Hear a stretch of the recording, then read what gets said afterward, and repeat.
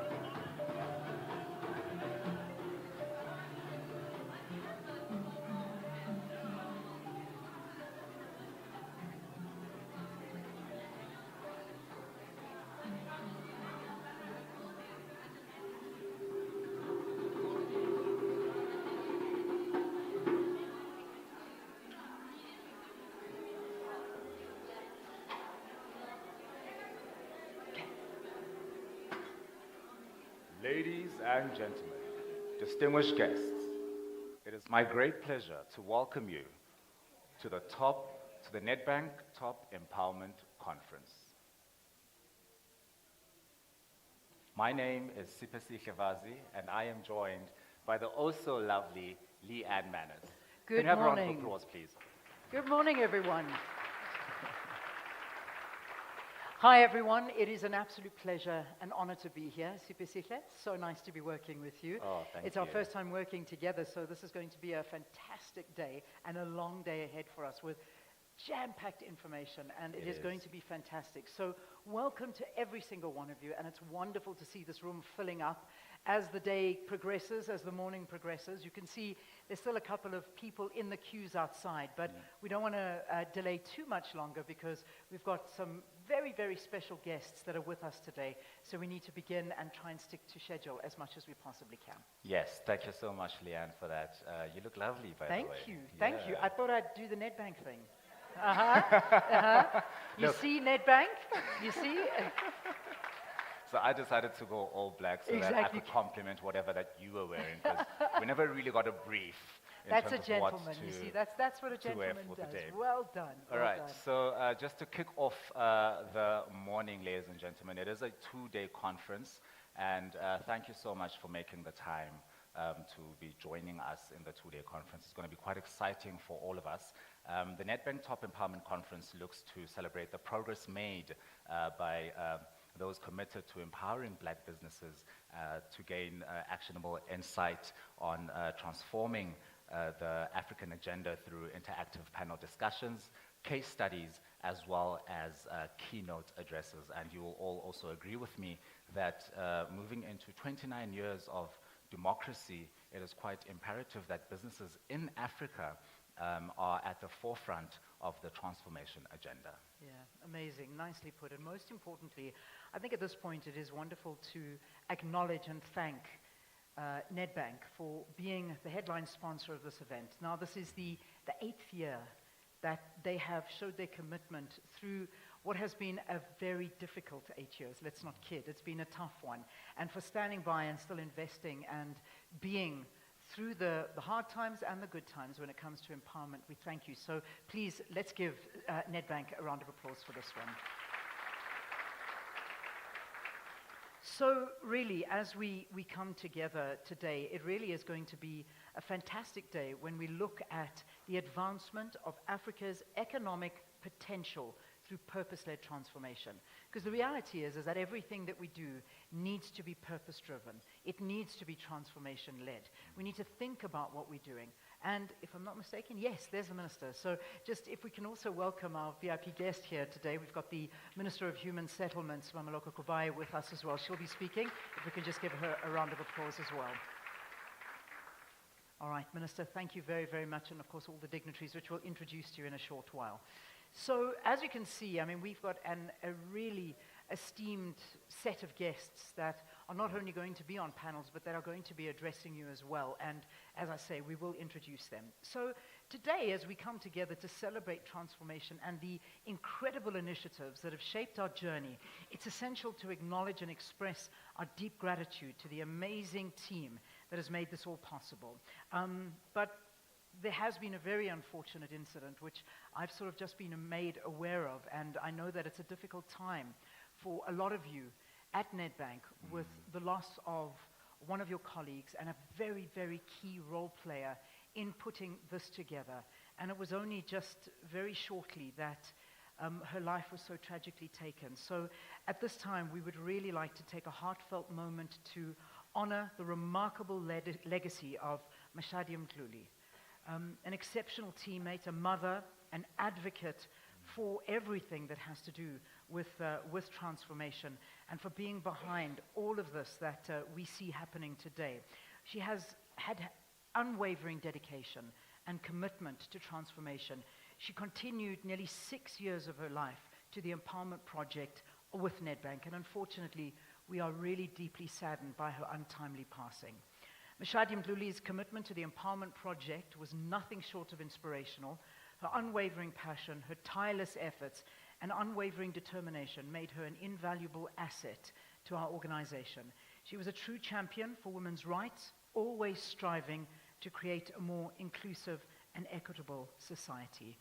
Ladies and gentlemen, if we can at this time, just please take a moment's silence to remember this beautiful and inspirational life, and of course, to pass on all of our sympathies to her friends, family, and most importantly, her colleagues that are in the room with us today.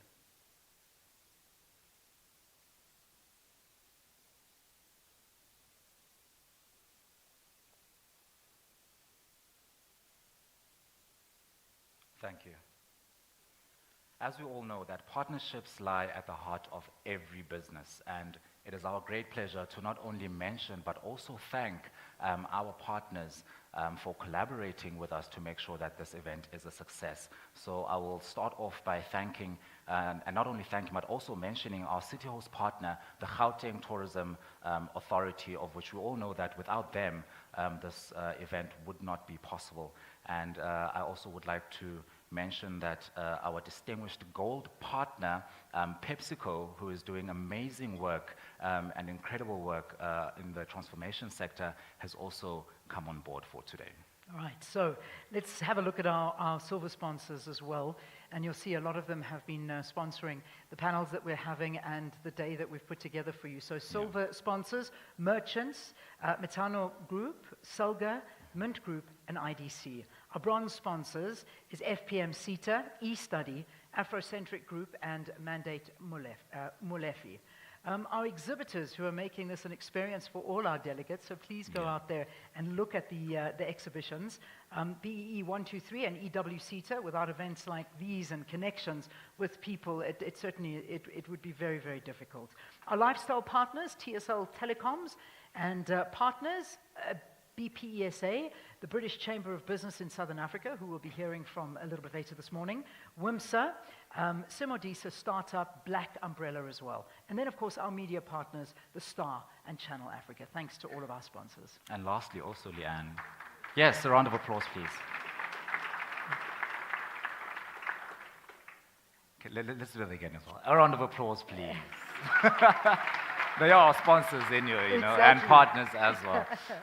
So I'd also like to, and lastly to our accreditation partner, which is APB, that has allowed us to be certified and provide BBEE specialists with CPD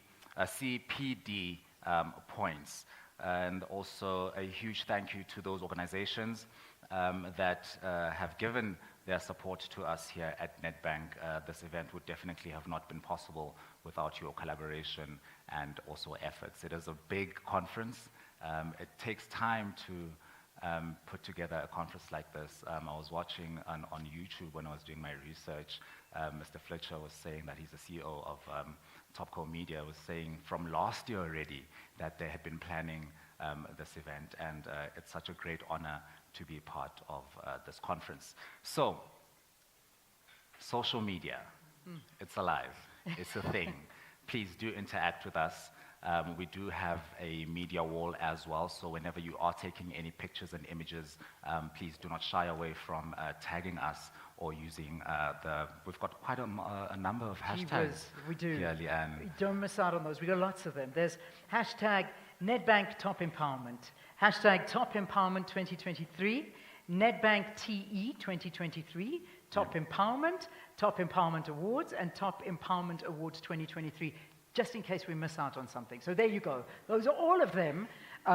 Tweet them all. I mean, why not? Just hashtag the whole thing. Let's trend the whole day. We're talking empowerment. Let's make sure that we get that message out there. So the next 2 days, we just need to be on those Twitter streets. So without wasting any more of your time, ladies and gentlemen, I am also going to request that we keep our cell phones on silent. But I do also encourage you to log into our live event platform, which is called Hop-In, and take the advantage of the networking functions that are available on that platform as well. You can get opportunities to make lots of contacts. You have opportunities to ask questions, be part of the polls as well.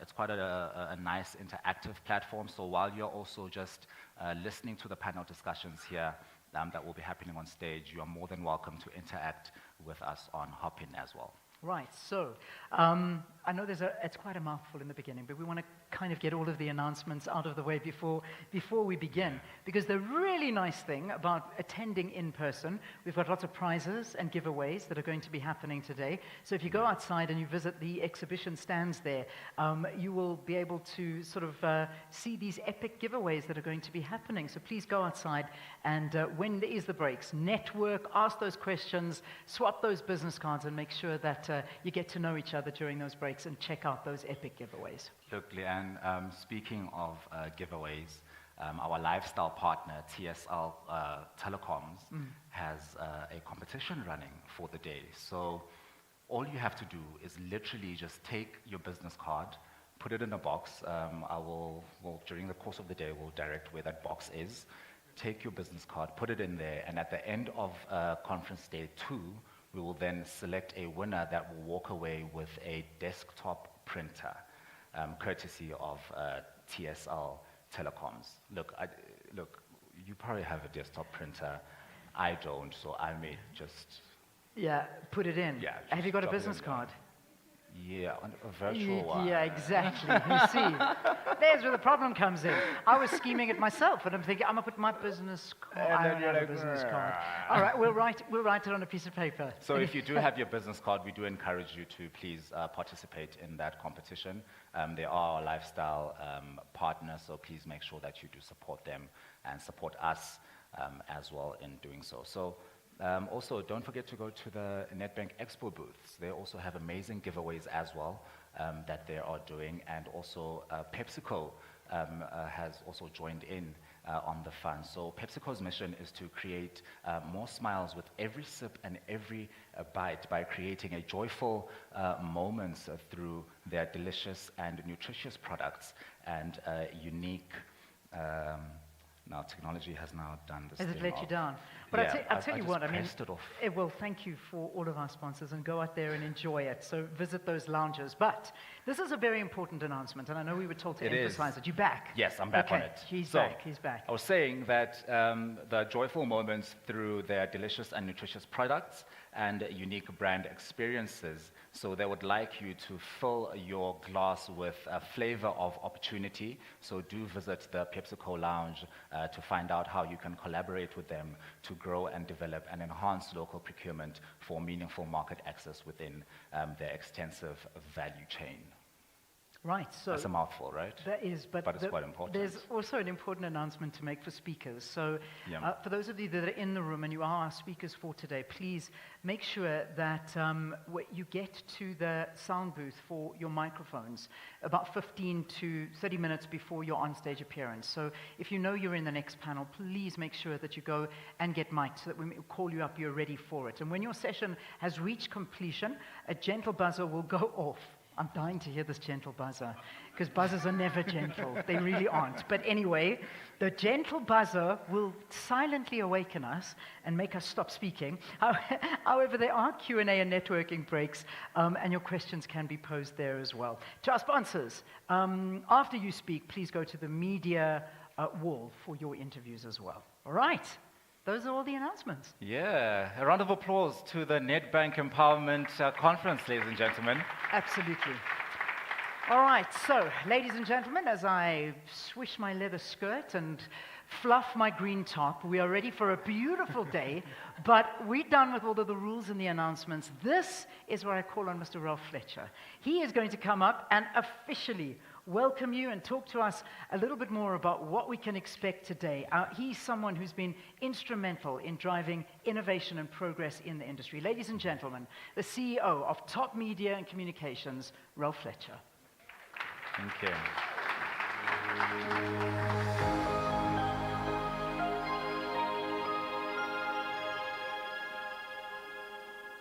Wow. Whoa. Welcome, everybody, and obviously it's great to be back to another Top Empowerment Conference. We've got about 6,000 people, just over 6,000 people joining us online today on Hopin. So when they said network, we got 6,000 other people to join in networking, so I suggest you do join. We've got about 450 registered delegates today. So, this is going to be exciting. I think firstly what I'd like to do is just thank and extend a warm welcome to our title partner, Nedbank. Thank you so much, guys. Nedbank's been supporting Top Empowerment for over 6 years now, and this year they've taken on the Platinum Partnership, so they're really serious about money and they're really serious about transformation, and we're very seriously happy that they've come on board. So I'd like everybody to show their appreciation, please, for Nedbank.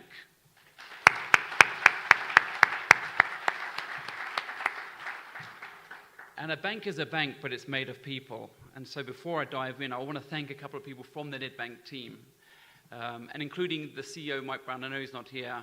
For their chairman, Daniel Minella, thank you very much. To the COO, Mfundu Kulu, thanks so much, Mfundu. To the group, non-executive director, Linda Makalima.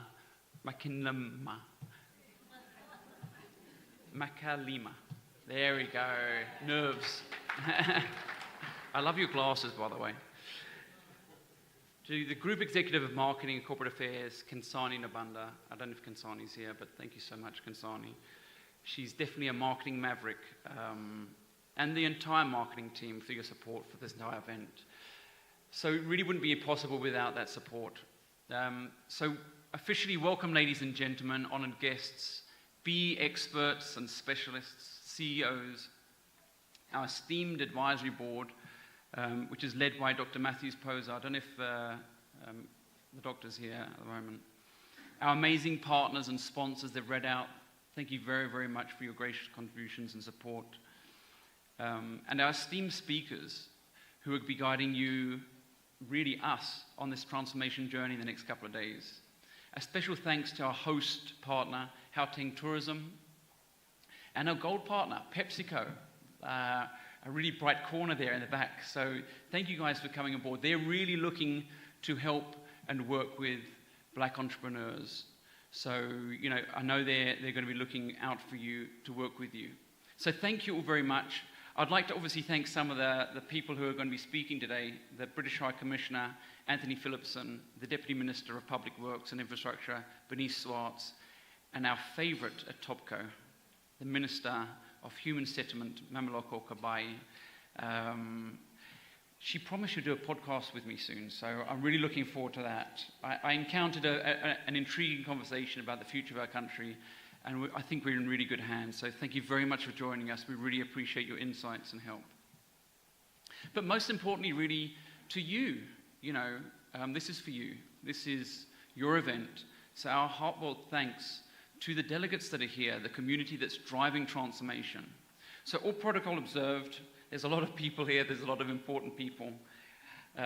So today, I suppose, we reflect on, it's not 20 years, it's actually 22 years of our journey. And it started with a publication called Impumelelo.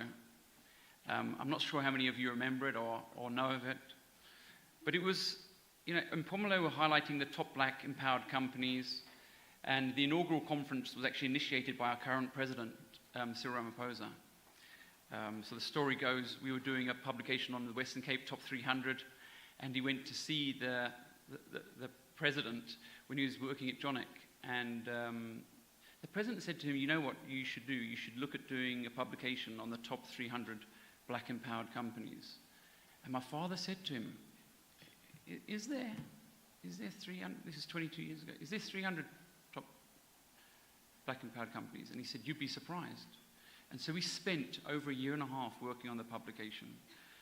And in the inaugural publication, we sent him a copy. And the note said, we were surprised.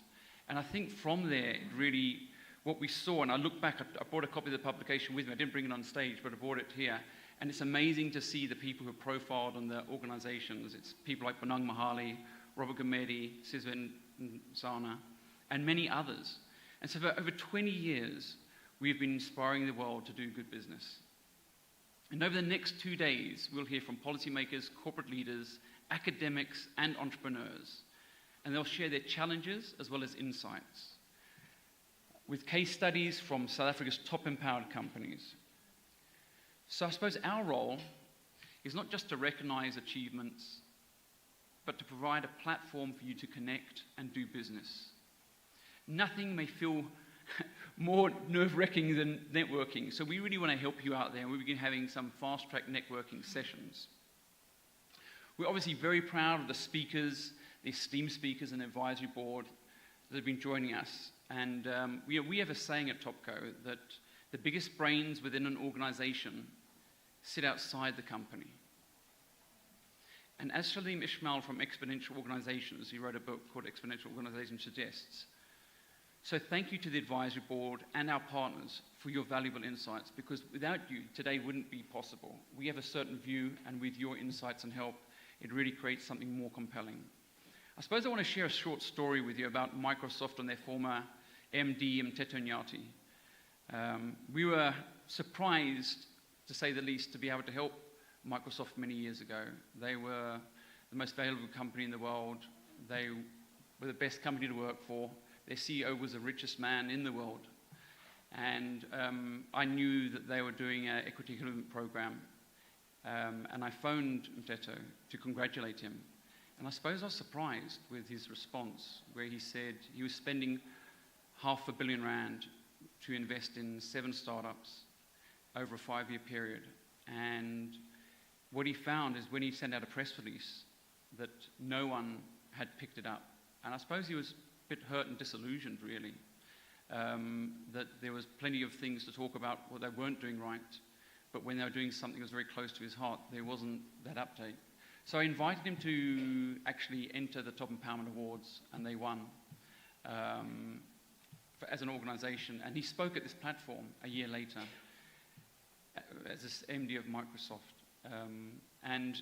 He obviously won Business Leader of the Year as well through this platform. And he was on the cover of our publication as well in Pumalelo. And I suppose it goes to to something profound, but Mteto really is a South African business icon, and I suppose we're proud of the contribution of showing black excellence that we've had on that story and many, many others. And so as we embark on the next 2 days, please be open to do business, new business, and fresh opportunities with your challenges.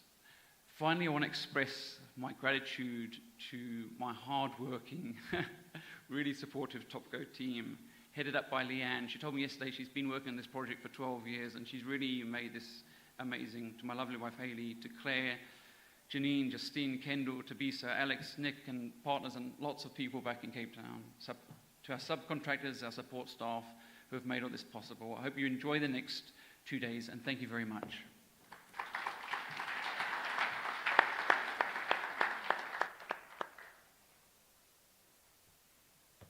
Ralph, thanks very, very much for that. When you were thanking me for working on it for 12 years, I was like, no.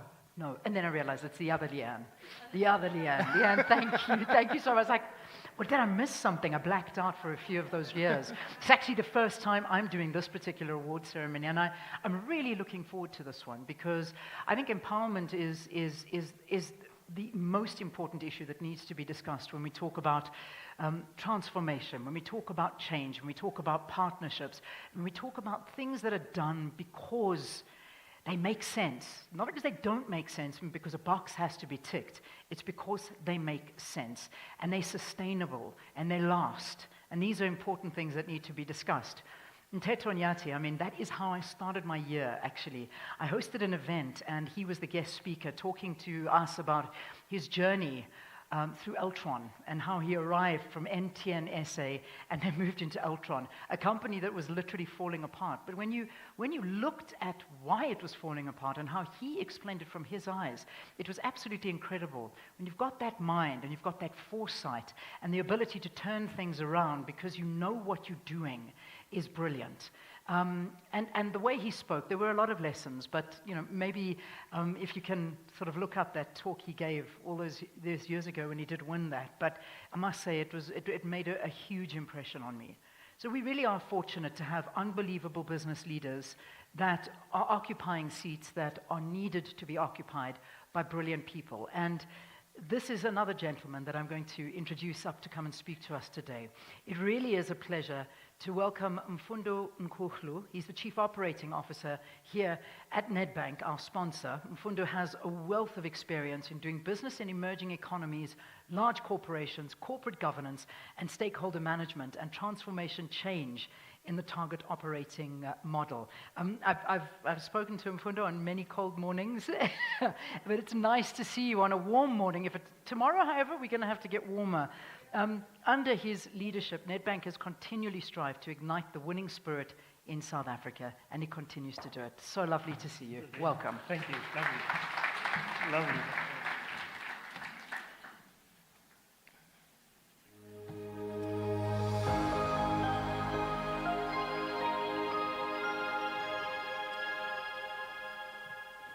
Distinguished guests, ladies and gentlemen, good morning. I'm honored to address you on the occasion of the Nedbank Top Empowerment Conference.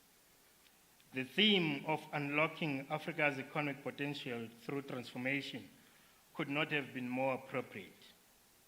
It compels us to contend with the immediate challenges of the economic headwinds we're facing, and to stretch ourselves beyond the horizon to fashion what our collective future can be. This calls for bold, courageous, and decisive leadership to turn our fortunes around, act with urgency and a sense of purpose, to build a network of partnerships between the public and private sectors, and cross-regional collaboration in infrastructure investment and regional trade integration.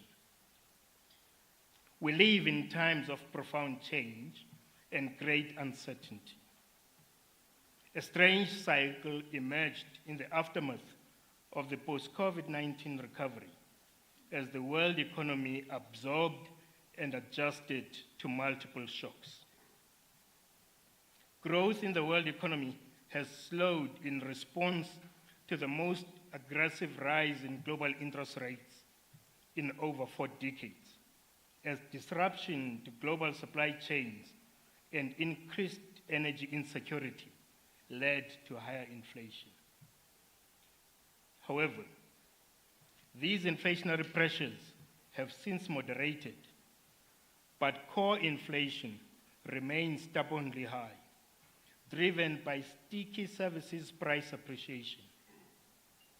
In addition to this, we've witnessed rising geopolitical tensions from the Russia-Ukraine war to the US-China strategic competition and decoupling. Emerging markets have had to navigate a much tougher global environment in which rising US interest rates and risk-off sentiment have weighed heavily on emerging market equities. In sub-Saharan Africa, the impact has been adverse and in some countries severe. Persistent global inflation and tighter monetary policies have led to higher borrowing costs and the depreciation of currency exchange rates, as seen with the devaluation of the Nigerian naira last month. Countries such as Zambia and Ghana experienced sovereign debt defaults, raising the prospect that sovereign risks are on the rise across the region and stoking concerns of global fragmentation. Amid the big funding squeeze, growth in sub-Saharan Africa is expected to decline for the second year in a row to 3.6% this year. Closer to home, the South African political economy has fared far worse. The country continues to be faced with the structural constraints of unemployment, inequality, and poverty that bedevil economic growth and undermine social cohesion. Even though the economy bounced back to pre-pandemic levels, it has since lost momentum and is now forecast to drop to a growth rate of 0.1% for the full year in 2023, gradually recovering to 1%, 1.4%, and 1.7% over the next 3 years, respectively. The growth outlook remains marred by an acute electricity shortage. Load shedding, a conscious and deliberate program to manage the supply and prevent the potential collapse of the grid, hurts output and drives up production costs. Electricity is not the only problem. The inefficiency of rail has resulted in a sharp decline in bulk rail transport, and this has been exacerbated by the banning of trucks, adding to the logistical logjam. The poor maintenance of the infrastructure for the delivery of water services has led to the outbreak of cholera, putting additional pressure on a weak public health system. But it is not all doom and gloom. The flip side of the challenges we face are opportunities for growth and development to improve the quality of life for our citizens.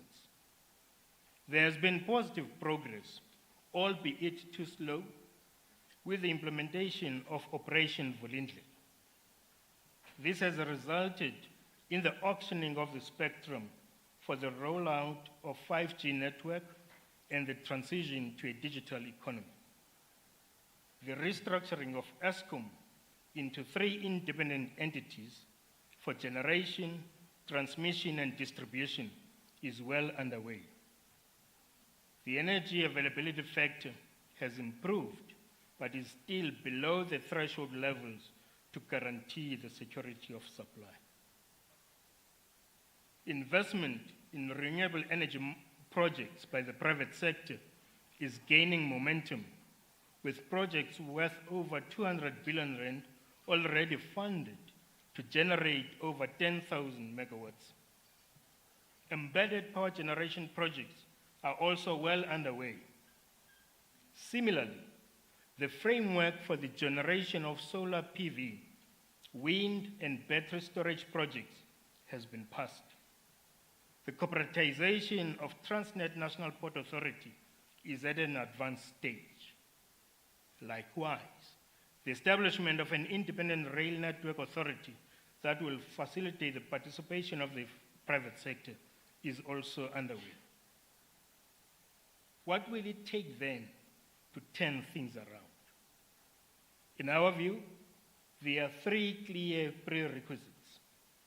One, a leadership acting with clarity of purpose and alignment of goals. Two, good policy choices and speed of implementation.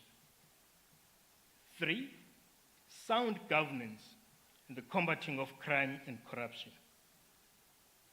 We see investment in energy security and the transition to a decarbonized economy as a multi-year opportunity in the creation of new assets and capacities in our economy. Similarly, digital transformation and the creation of a data-driven economy provides opportunities for a transformed and inclusive economy, leapfrogging traditional stages of economic development. The implementation of structural reforms in logistics and network economies and the related infrastructure presents avenues for the modernization and transformation both of our economy and society. Indeed, we can do and achieve these goals more effectively, working in partnership with our regional neighbors and linking with wider continental initiatives. The growth of trade is important and highly relevant, but on its own is inadequate to overcome these challenges. The trade development agenda needs to be executed in tandem with an infrastructure investment program to create a network economy. Last but not least, a growth strategy is about people, which enjoins us to invest in the growth of our talent pools with relevant skills and competencies for an economy of the 21st century. Nedbank is passionate and fully committed already to participating in such initiatives that will transform our economic landscape and will be a willing and reliable partner in availing our balance sheet for the financing of opportunities for long-term growth and development. I look forward to the impressive list of speakers and panelists with a wealth of wisdom to be shared at this conference and the urgency of execution on fundable projects emanating from these conversations. Very best wishes.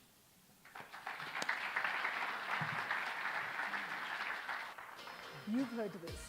We are a purpose-led organization, or as we say, hashtag We Are Nedbank. That is our focus, and it is clear. We want to create value for every stakeholder and give them opportunity. And when we position who we are tactfully, commercially, we will achieve the market share that we aim for. Our purpose is what fuels our growth. Without it, we would not have the capacity nor the credibility to be a strong, identifiable, winning Nedbank brand. Our commitment to doing good sets us apart in the industry. Ultimately, it is our differentiator. In fact, the success we continue to achieve is a direct return of our commitment to delivering this value to society. We are in a volatile socio-economic landscape which influences our people, clients, communities, and environment. Therefore, the people and the businesses look up to us to be the strong partner that they need to help them navigate challenges and achieve their money goals. This is how we practice our brand positioning of See Money differently.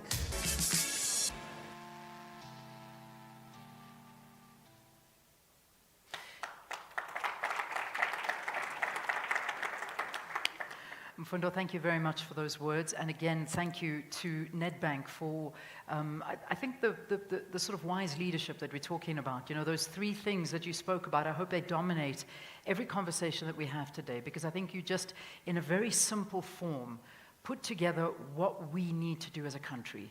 Because we're at a very urgent place right now where things need to change, where we need to ensure good leadership.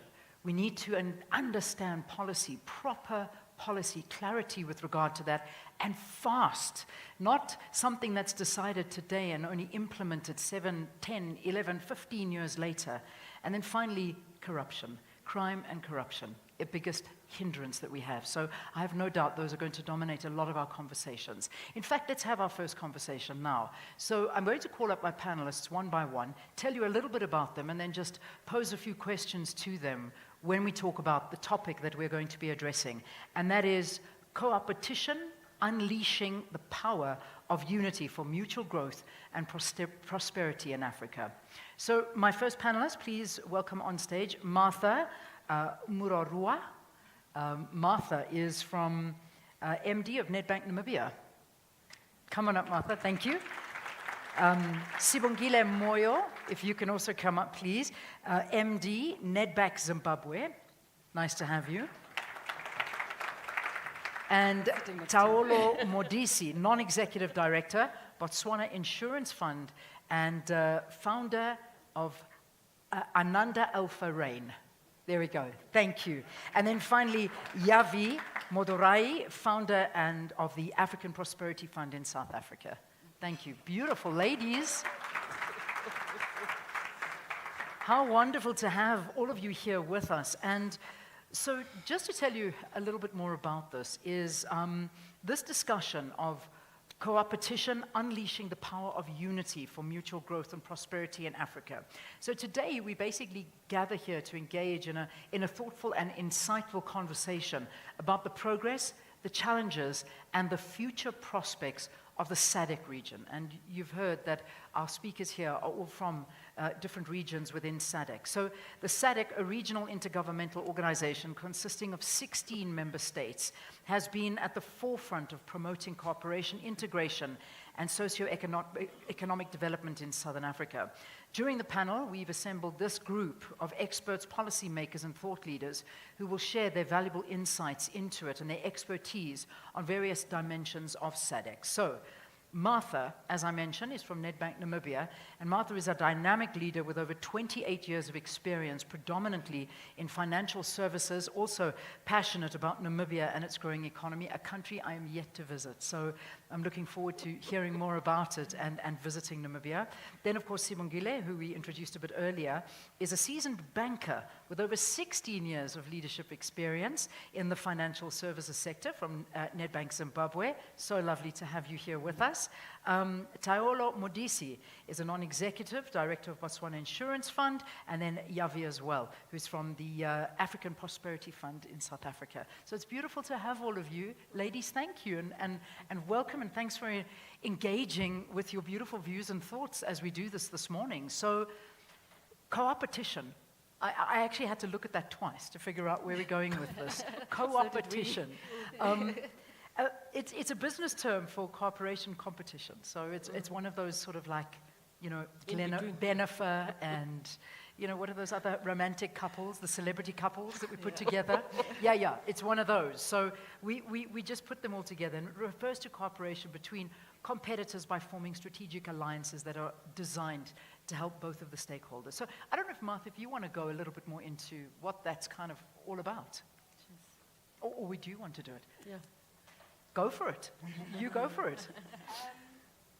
So, obviously, we don't have lots of time to discuss it. However, when we look at and the African Prosperity Fund is not South Africa; it's Pan-African. Pan-African. Yeah. Good. Thanks for the correction. So, and it's about from the perspective of this mic. Oh, is it From off? the perspective of, there we go. Is that okay? From the perspective of looking at it from a regional integration perspective, so we're in that mode in Africa from an economic development and economic transformation, is to look at it in terms of regional integration, infrastructure development, and in being able to optimize the biggest part of Africa, which is our youth. We're the youngest continent on the planet. We are going to be 25% of the global workforce by 2030, and by 2050, we will be 50% of the global workforce. So that means that from a regional integration perspective, we need to look at it in such a way that we learn how to work together to be able to achieve certain things, both for our country, for our region, or SADC in terms of the regional economic community, as well as for the continent. So when you look at what are some of the game changers that are happening in terms of competition, so to speak, very quickly is that, and there's a lot that we can go through, however, probably the biggest thing at the moment, and our last chance at self-sustainability and emancipation from aid in terms of Africa is the AfCFTA, or the Africa Continental Free Trade Area. I'm going to give this to you very quickly in terms of what that means and how that will look from a co-opetition perspective. So exactly a year ago today, so very well done, Topco Media. Exactly a year ago today, SAA and KQ, or Kenyan Airlines, signed a co-chair agreement based on a strategic framework partnership to have a Pan-African airline, so that whole regional integration aspect. Since then, we need to look at how do we maximize the opportunities between a SADC country like SAA and an ECAS, or Economic East Africa Community region. One of the things is the products that can go between the two regions and be able to then move into the other parts of SADC, and how we are able to then take that, create full value chains across the continent, for example, from Kenya to South Africa via the airline, and then distribute, but also then to be able to attach it to global market distribution, so that we stop shipping raw materials, which is our biggest issue, and start shipping finished products, to be able to start building that wealth and that self-sustainability of Agenda 2063 that we love to talk about in speeches, but we don't necessarily do. Yeah. So in a very quick way, hopefully, that kind of puts it into perspective in terms of how we can work together, collaboration, but also competition in terms of being able to create commercial enterprises, commercial opportunities for our businesses, both in South Africa, SADC, and the rest of the continent. Fantastic. I think you did a fantastic job of describing it, and especially with that example given with SAA and Kenyan Airlines. But it's something that, as we say, we need to speed this up. We need to realize this. It's one thing to speak about it, but it's another thing to actually get this going. So, Dr. Sebongile, what are the key industries that can drive industrial development that SADC should focus on? Yeah, no, thank you. So we do have a chicken and egg conundrum here, as Fundo mentioned. The huge infrastructure gap, energy, water, road, rail, port, border infrastructure. Notwithstanding that, we do need to do something about developing our industry. Again, moving away from raw commodity or raw material exports. As Africa, there's huge opportunity for value addition in agriculture to spur industry, our food industry, manufacturing around the agriculture and agro-processing. Largest, I think 30% source of mineral resources worldwide as a continent, yet we do not have viable industries around that. So our mineral beneficiation opportunities are huge, and I would single out particularly the steel industry and the lithium-ion battery industry on the mineral front.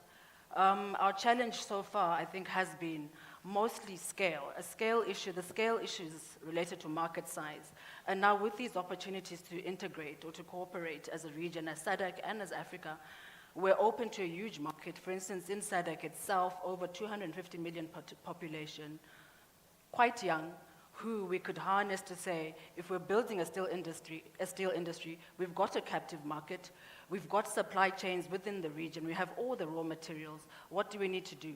The other challenge besides the scale of market issue has been access to state-of-the-art technology. We already have significant unused capacity, particularly in the steel industry, in South Africa, for instance.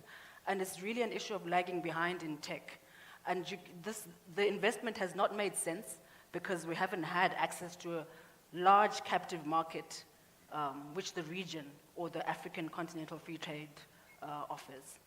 So again, when I look at the lithium-ion battery industry, SADC is central to the whole global supply of battery minerals, yet we have no significant battery manufacturing to speak about. With DRC and Zambia with their lithium, cobalt, graphite, and South Africa, the largest global supplier of manganese, all key ingredients in the battery industry, yet we're doing nothing in this space. Huge opportunity for us, I think. I'd single out those two industries. Yes, we do need to address the infrastructure issues, energy, logistics infrastructure, and that can be concentrated around those industrial hubs to begin with.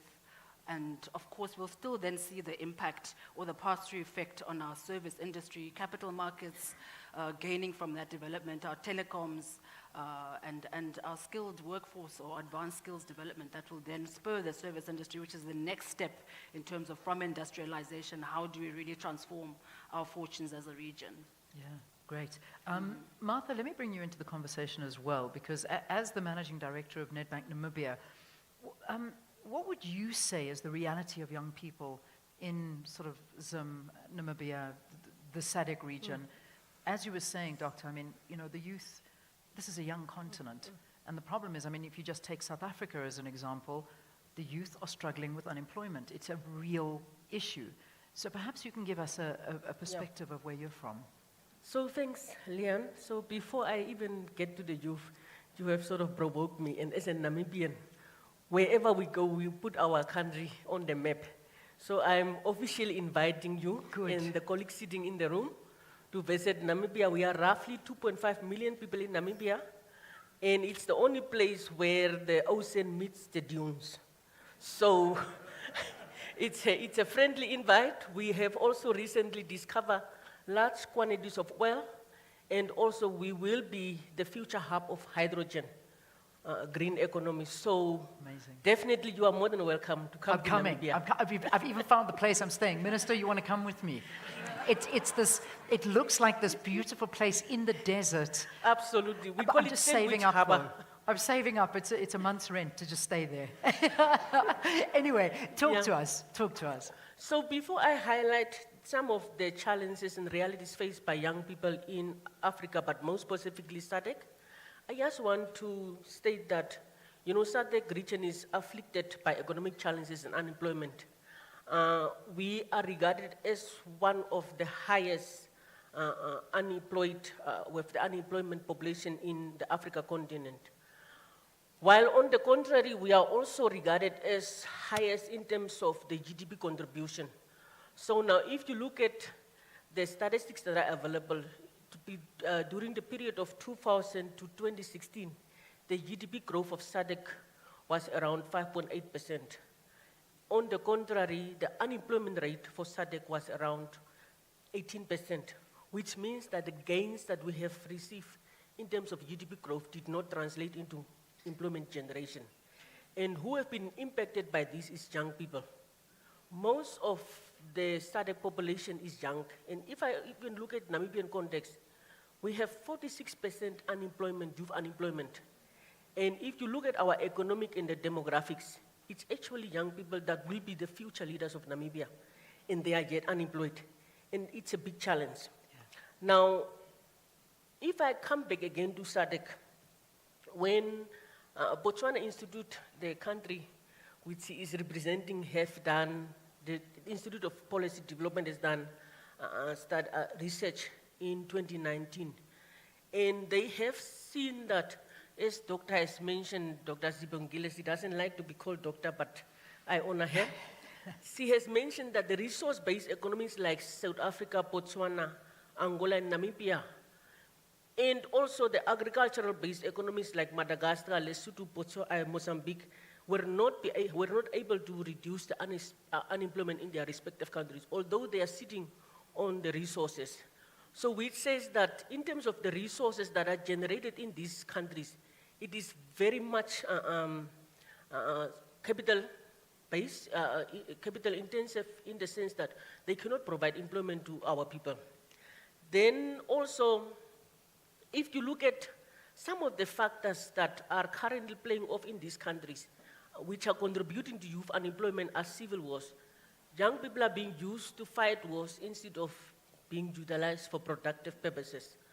Also, the political unrest in countries like Zimbabwe, they are, we are getting brain drain from Zimbabwe to UK and foreign countries instead of staying in Zimbabwe and contributing to the production.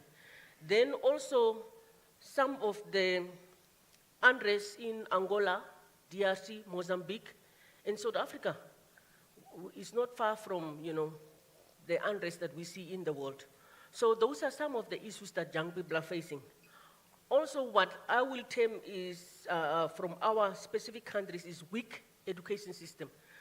Coming from Namibia, we have got psychological safety, so we can say it at name. Our education systems are quite weak, and it doesn't produce the skills that are required for the young people to be employed. It is producing skills probably that they need, but it is not needed by the market. And those are some of the elements that we need to look at. We need to create vocational training centers where we can fast-track young people through vocational centers and give them practical skills. We need to provide funding. And as a banker, I mean, we have got our policies, and Mfundo has spoke about policies and frameworks, etc. We have that. And I don't think we are ready to provide funding to young people so that they can form industries that can help them. And maybe in the interest of time, the lack of investing capital, that is what young people need, is also not readily available. We also do not include at political level, at regional level, at national level, decision-making. We don't include young people in decision-making, and that is also creating a big challenge for the young people on the continent, and that is contributing to a high unemployment rate. Yeah, Martha, I think you've summed up many of the issues and the issues that are affecting every one of these countries, and it's amazing. As I sit here listening to you, it resonates with me. Everything you've said, unfortunately, we as a country as well, South Africa, are seeing happen. It is the education. It is the skills. The reality is that we're sitting, and I'm not saying we're sitting on the edge of the fourth industrial revolution, we're in the middle of it. We're looking at the fifth industrial revolution, and we're struggling, and this is a problem. But is our education sector stepping up to help the youth? And my sort of conclusion from what you're saying is no, we need to improve the education system in all of these SADC regions. I want to bring from Botswana into it, Taolo. If we can look at the solutions, because that's really what we want to do, is we want to talk solutions. What can they be put in place to circumvent and bolster, some of these issues we've discussed, and perhaps let's bring women into it as well, and talk about women empowerment, who really are always the face of the issues that face the continent. Yeah. So basically, I come from a family that has strong women. My grandmother was the first female cabinet minister in Botswana, and my mother was also a strong person. She built a business that employed over 800 people. So that's being surrounded by that, I was really, enclosed by the environment of what women face. But research from McKinsey shows that businesses with more women in C-suite positions are more profitable. But unfortunately, with such research in place, less than 5% of financial institutions have female CEOs, and less than 20% of financial institutions have women on their boards. Now, seeing a woman as a group CEO in the tech industry is called a unicorn. For example, Citibank appointed the first female CEO just 2 years ago, and it was like, you know, the first female CEO of Wall Street banks. So there's a significant issue because Citibank has been in existence for over 200 years, and yet you know, the first female CEO was just appointed just 2 years ago.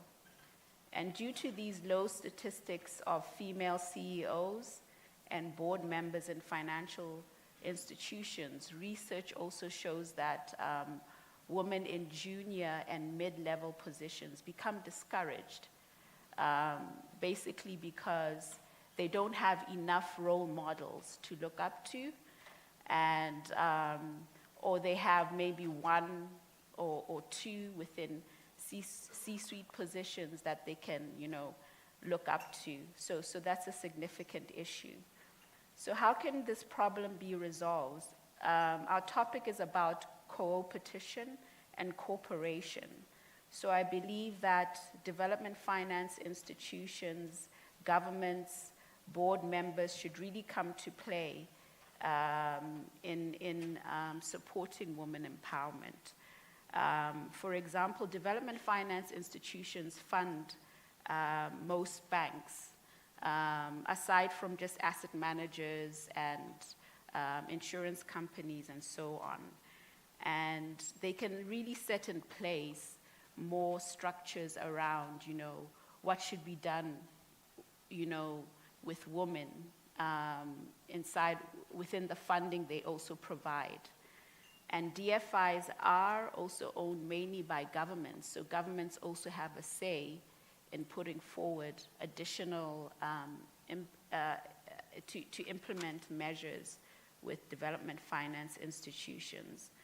And also just, you know, in general, just the banking sector needs to also get involved within these issues. Like I said earlier, you know, businesses with more women in C-suite positions are more profitable.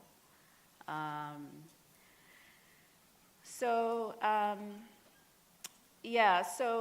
just to sum it up, you know, purpose-driven leadership is really important to address the issue of women empowerment. And, you know, banks should move away from cliques that are created where people stick to similar, you know, schools that they went to, because generally, you know, we sort of move to similarities versus differences. And it's shown that diverse teams are smarter. So purpose-driven leaders can come to the table to really stop these cliques from happening and really look at the bigger picture. If research shows that diverse teams are smarter and more women in C-suite positions bring more profitability to companies, then, you know, it's time to really make the change. We shouldn't see less than 5% CEOs globally, you know. So, That are women. yeah. Yeah, absolutely.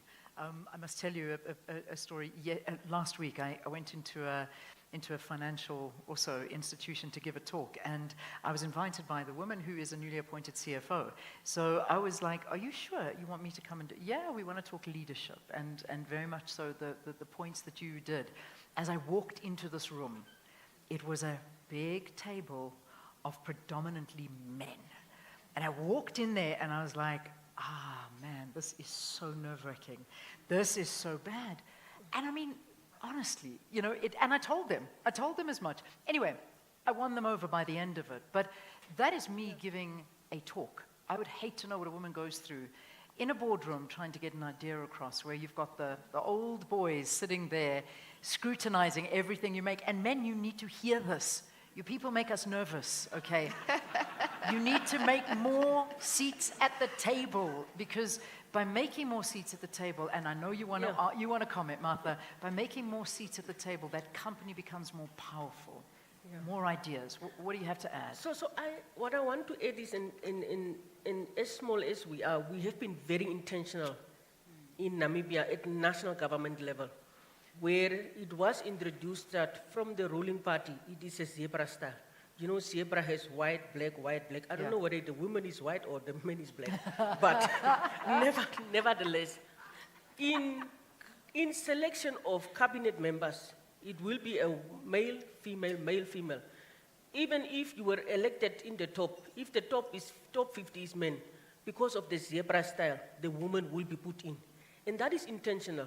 And that is to drive and encourage women involvement at the political level. Yeah. Also from the 9 banks that we have in Namibia, up to end of May, we had 4 female MDs, which is quite a remarkable achievement for a small economy like us. Then, in terms of the women empowerment, next year it's going to be the biggest achievement in our life, where we have got a female president that will be coming to power, which is quite a lesson for SADC, because I don't know whether we are able to achieve those strides. And I mean, we have political stability, and it's a transitional government. You know, we don't hold on to power for long. When your time is over, you relinquish the power and then you leave. And as a result, we are now able to bring forward a female president for Namibia in the next 2 years. That's a huge thing, it really is. So well done. Look, I must say, I do commend the South African government as well in terms of women representation. I really do. It's been a policy for a very, very long time, and one that I'm very proud to admit, I must say. You know, I found out because we're doing in fact, today I'm wearing leather skirt and heels. Tomorrow, tackies and a sports shirt, because tomorrow is the Women's World Cup, right? The FIFA is happening, okay? So we're supporting them, and what's so wonderful for me is we've got a female deputy minister in charge of sports, arts, and culture, right? And on top of it, this is what I love. Every single MEC in every one of our provinces is a woman. Now that for me is very important, because within sports, it is very male-dominated and very male-supported, but I'm seeing that this is happening at our level, and these are the things we need to see happening. Ladies, I haven't heard the gentle buzzer yet, so I'm going to quickly just, have I heard the gentle, was it that gentle that I didn't even hear it? No, I'm sure we're going to hear it. So just very quickly, and let me come to you again as we sort of start slowly wrapping this up, Yavi. Climate change is a great worry for me as well. We have seen some of the most ridiculous weather patterns taking place all over the world, not to mention here in South Africa. I mean, a tornado in KZN happened. We had, what are we doing? We're having earthquakes left, right, and center in Joburg. I've never seen that in my life before. Mozambique, I was there recently, and I saw the effects of the storms and the devastation. Is the SADC region ready for this? Do we have contingency plans? Because that is also, amongst everything we've spoken about, a very big threat, climate change. So when you look at the SADC Vision 2050, all 3 pillars speak to integration from a development perspective, and one of the key things that we are battling with as a continent, and in terms of the 5 regions, is this whole migration issue, borders, et cetera, et cetera, et cetera. The issue comes down to the fact that climate change is affecting, very badly so, our issues of migration and our issues of agriculture. So when you look at who the small-scale farmers are, they are mainly women. When you look at who the cross-border traders are of products, in terms of, you know, at the border posts, it's women. So that's a whole story for a whole other day in terms of how women are affected at cross-border trading posts. However, one of the key issues that we're impacted by from an economic perspective in terms of climate change is that issue around 70% of the informal economy is brought about by women. So the profitability of the informal economy is women. 80% of the entire African continent. So we are sitting here in South Africa, huge infrastructure, et cetera, et cetera, et cetera. But 80% of the continent is driven by the informal economy, not the formal economy. So if 70% of 80% is driven by these small-scale farmers, et cetera, et cetera, et cetera, we are now looking at what could the real effect of climate change be if they've spent 20, 30, 40, 50, 100 years in a particular area, farming certain particular products, and now all of a sudden there is a drought for 2 years. They now have to move, and now we've got border issues, we've got migration issues, we've got all of these kind of things that we say regional integration in one side of us, and on the other side of us, we go, no, we can't move, we don't want to move.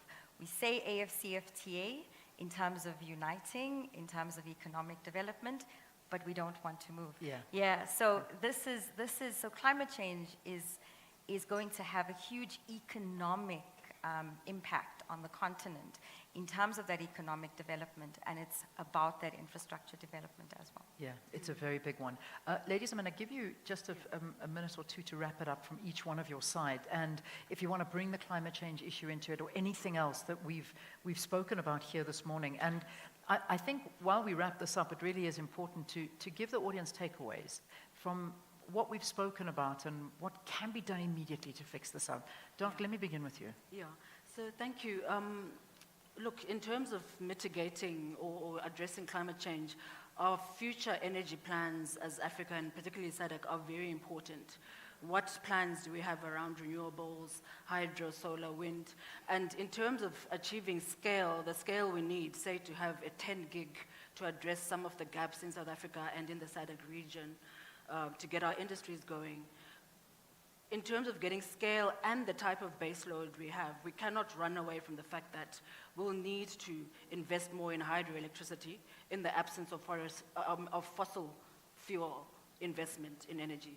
So there are significant hydroelectricity projects across the region between countries where water sources are not as prone to drought, as, for example, between DRC, Zambia, Lesotho, the Highlands Water project between Zambia and Zimbabwe, the Zambezi. So those hydroelectricity projects that the region and SADC has already looked at, we should kick into place so we have scale and baseload and then complemented by renewables. This will be important in mitigating emissions and impact of climate change because we do not need temperatures to rise more.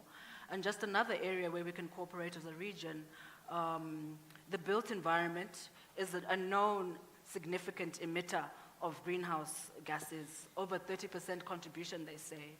And we can really, as a region, come together, put together green building codes, standards, and implement these and hold each other accountable so that we also reduce the impact of that in warming up our region and raising temperatures. Again, so that we can address the issues of food security and displacement better, because the impact will be less if we can reduce our temperatures or we can reduce our warming and also green our energy solutions. Excellent. Taolo, if you'd like to wrap it up? Yeah, sure. The rise in temperatures has a significant potential to weaken economic growth and productivity. We already talked about food security. And, the topic speaks about co-petition and, cooperation, which is extremely important to address climate change. And just in terms of this panel, we've just touched on, key elements that require purpose-driven leadership, which is youth empowerment, women empowerment, climate change, as well as general issues that are impacting the SADC region. And the whole topic of this conference is about purpose-driven leadership. And purpose-driven leaders can really address these issues that we're speaking about, which also, like I said earlier, requires cooperation, collaboration, and so on. deal Excellent. with. Thank you. Martha, from your side? Yeah, so we in Namibia are one of the most vulnerable countries in terms of the impact of climate change because we are always faced with the vulnerabilities of flooding and drought. Although we rank 141 in terms of the contributor to global emissions, and our emissions are roughly around 0.003%, so it's quite minute. We still have a role to play in terms of reducing the emissions, and we have set our goal and a target to reduce emissions by 91% in 2030. Now, when I talk about reducing emissions, we also have got solutions for SADC, because Namibia is set to become one of the, or we are set to become a major global player in terms of hydrogen. And we have also, we are early entrants in that space. So definitely, if we need to look at SADC, we can definitely provide solutions for the entire SADC countries. We are fortunate in the sense that we have the highest capacity of wind factors, that is around 56 to 58% higher than the potential exporters like Australia and South Africa. South Africa is sitting around less than 40%. So Namibia actually is, in terms of wind and solar, we are best suited to be running these projects.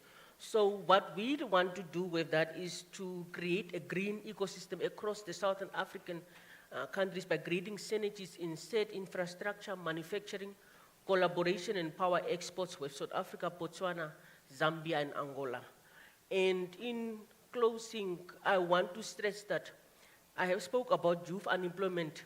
We probably also need to put the same emphasis that we put on climate change on the youth unemployment, because if we don't address it now, it can become a climate type of change challenge for the entire Africa continent. Yeah, very, very much so. And then I'll give you the final word, if you can sort of wrap it up for us as well. I think just to be able to say that if, there's this whole thing about Africa, your time is now. And we cannot be on African time when we say, Africa, your time is now, because our time is now.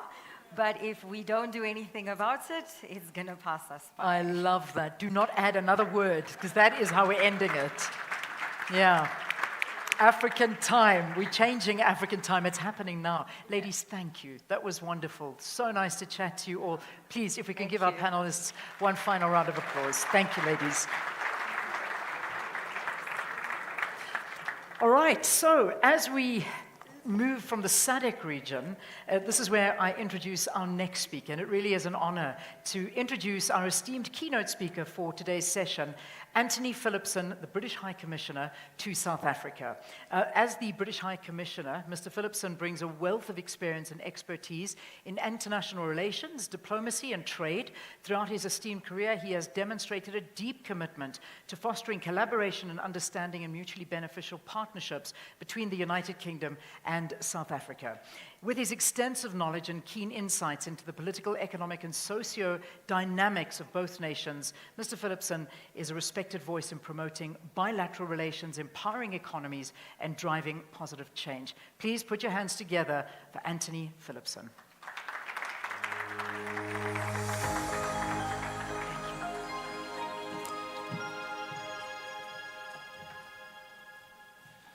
Thank you very much indeed for that very warm welcome. Ladies and gentlemen, it's an absolute pleasure and a privilege to be with you this morning, and not just because I'm a Nedbank account holder. May I just begin by recognizing Daniel Minelli, Chair of Nedbank Group, Mfundo Nkutlu, Chief Operating Officer, and I enjoyed your remarks, thank you very much indeed. And Ralph Fletcher, CEO of Top Media, thank you very much indeed for giving me the opportunity to speak to you. It's also an honor to share this session, as well as that amazing panel we've just heard just then with Minister Kubai, Minister of Human Settlements, and I'm looking forward to your remarks as well. I think it's hard to overstate the importance of the topic of this conference, advancing Africa's economic potential through purpose-led transformation. And in my view, though, it has never been more important for governments and businesses to work together to understand the challenge and then to assess how best to approach it in partnership. Here in South Africa, I think it is clear that as well as understanding how to drive innovation, boost productivity, and create meaningful impact across the communities, we also need to maintain the focus on empowering black businesses. I also believe that when it comes to the role of governments in all of this, that includes South Africa's friends and partners, and I include my country really quite near the top of that list, which is why it's really such a pleasure to be with you this morning.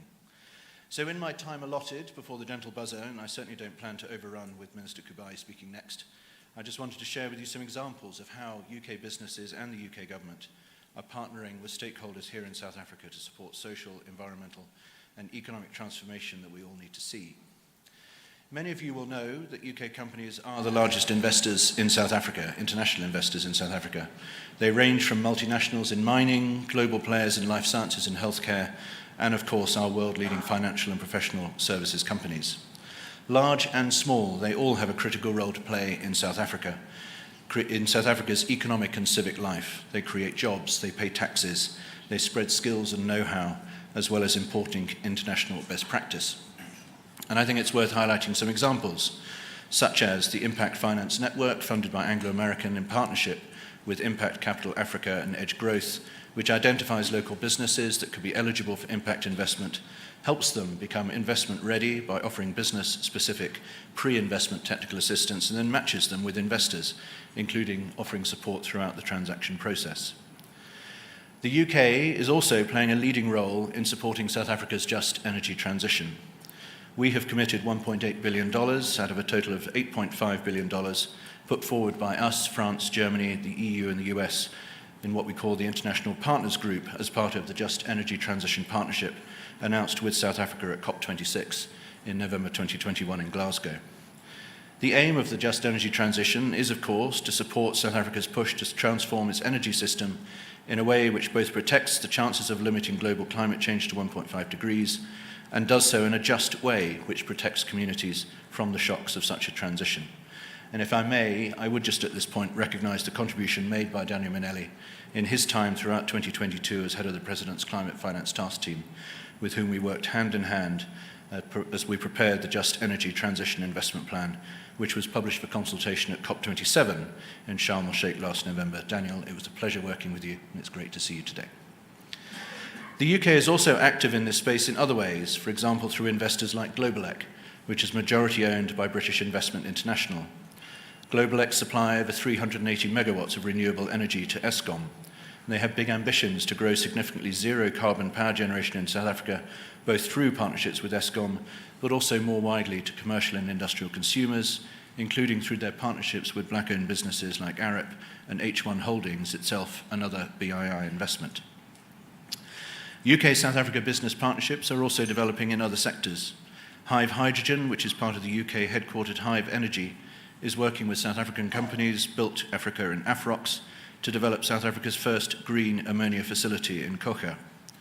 In his remarks at the end of the 5th Investment Conference in April this year, President Ramaphosa highlighted Hive's, what he called massive, 105 billion rand investment in a green hydrogen production facility in Coega in the Eastern Cape. He also noted that not only would that involve the construction of a green ammonia production plant, but the company also has plans to construct a seawater desalination plant capable of meeting approximately 50% of the water needs of the Nelson Mandela Bay Metro. Across the economy here in South Africa, UK businesses are comfortable working within South Africa's regulations for transformation, and they want to be part of changing South Africa for the better, including by supporting genuine transformation in their own businesses and by developing black entrepreneurs within their industry. Turner & Townsend, a leading UK professional services company, has participated in DTIC transformation initiatives since 2010, through which it has achieved Level 1 BBBEE status with recognition through the DTIC Equity Equivalence Programme. Their broad-reaching programme has achieved many successes, including supporting more than 100 black-owned small and medium-sized enterprises and creating more than 800 new job opportunities across the country. One reflection I would offer after talking to companies like Turner & Townsend is that for broad-based black economic empowerment initiatives to be effective, they need to be easy to navigate and swift to make decisions, creating more certainty for international companies who can then create jobs and wealth. Another focus for the UK government is working in partnership with the South African government to promote trade and investment, identifying and addressing market access restrictions and new opportunities. In recent years, we have established a UK-South Africa investment task force, which enables British businesses to talk to the South African government about the business environment they are operating in. And we are also now seeking to establish a Trade and Investment Review Committee with DTIC. Through both of these, we are looking to enhance our trade and investment relationship and ensure that commercial transactions support policy priorities across decarbonisation, job creation, and industrialisation and innovation in both our countries. An important part of all such initiatives is the way that they bring together the insights and experiences of business practitioners. And to do this best, we in governments need to listen to the perspectives of business and understand how well our policy objectives are being experienced by business in their day-to-day operations. The teams that I lead in UK and South Africa Network are also involved directly in supporting transformation through a number of our programs promoting social and economic development.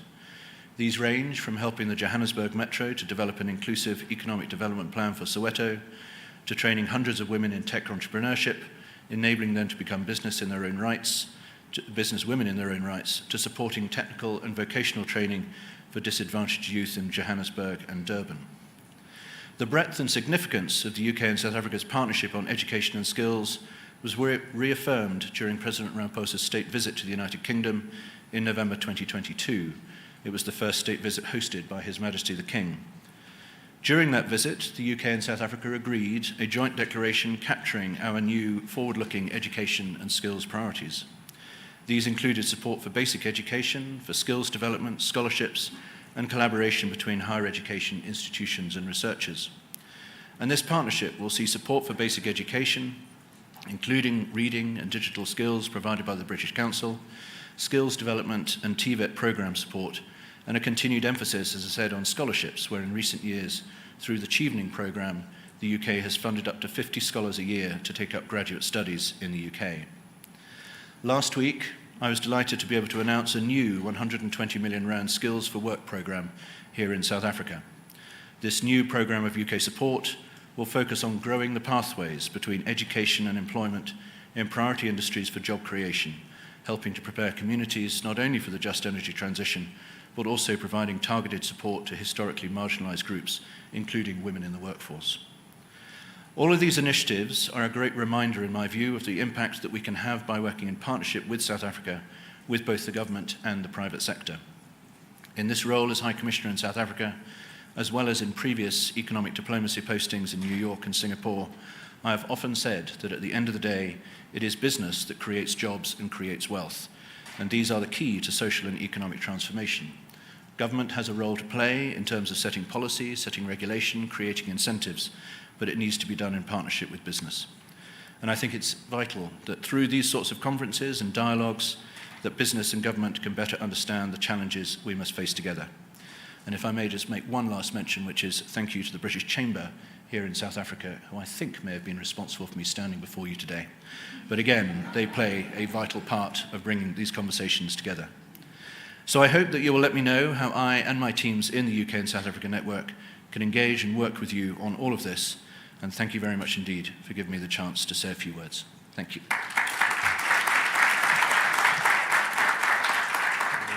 Thank you. Thank you very much, High Commissioner. Lovely to have you with us, and it's an absolute pleasure to have you here in our presence, and I'm sure a lot of people wanting to sort of share some thoughts with you and perhaps find out ways of working together, which is wonderful. I just want to find a way of getting a ticket to Wimbledon. That's all I want to know. I don't want to start a business there, but my gosh, did anybody watch the finals on Sunday? Oh, what a epic thing that happened. But the women's final, man, I was so let down. That killed me. I am an ons person. So I was like, come on, girl, this is ours. This is for Africa. And she just lost it. But anyway, that men's final was something else. So we'll talk, High Commissioner, we'll talk. Next year is another year. Okay, so the Minister, this is what we're looking forward to. We've got with us today the Honourable Minister of Human Settlements, Maloko Kubai, and we really are honoured to have her here in our presence. And she will be sharing her valued perspectives on human settlements in South Africa. And of course, this is for her unwavering commitment to creating inclusive and thriving communities in the country, which serves as an inspiration to us all. Minister, please come and join us. Good to see you. much, Lillian. Good morning, everyone. Let me take this opportunity to acknowledge the presence of the British High Commissioner to South Africa, His Excellency Anthony Philipson, Mr. Daniel Minele, Chairperson of the Nedbank Board, Mr. Mfundo Nkuhlu, Chief Operating Officer, Nedbank, Ralph Fletcher, Chief Executive Officer of Topco Media, distinguished guests, ladies and gentlemen, it's quite an honor and good to be here today. I think last time we were having some fun and dancing. So today it's focused on the deliberation, and I must join the High Commissioner in applauding the panel. It was quite fascinating to listen to. And the issues that have been raised here on the podium, I think they are acknowledged by both the speakers.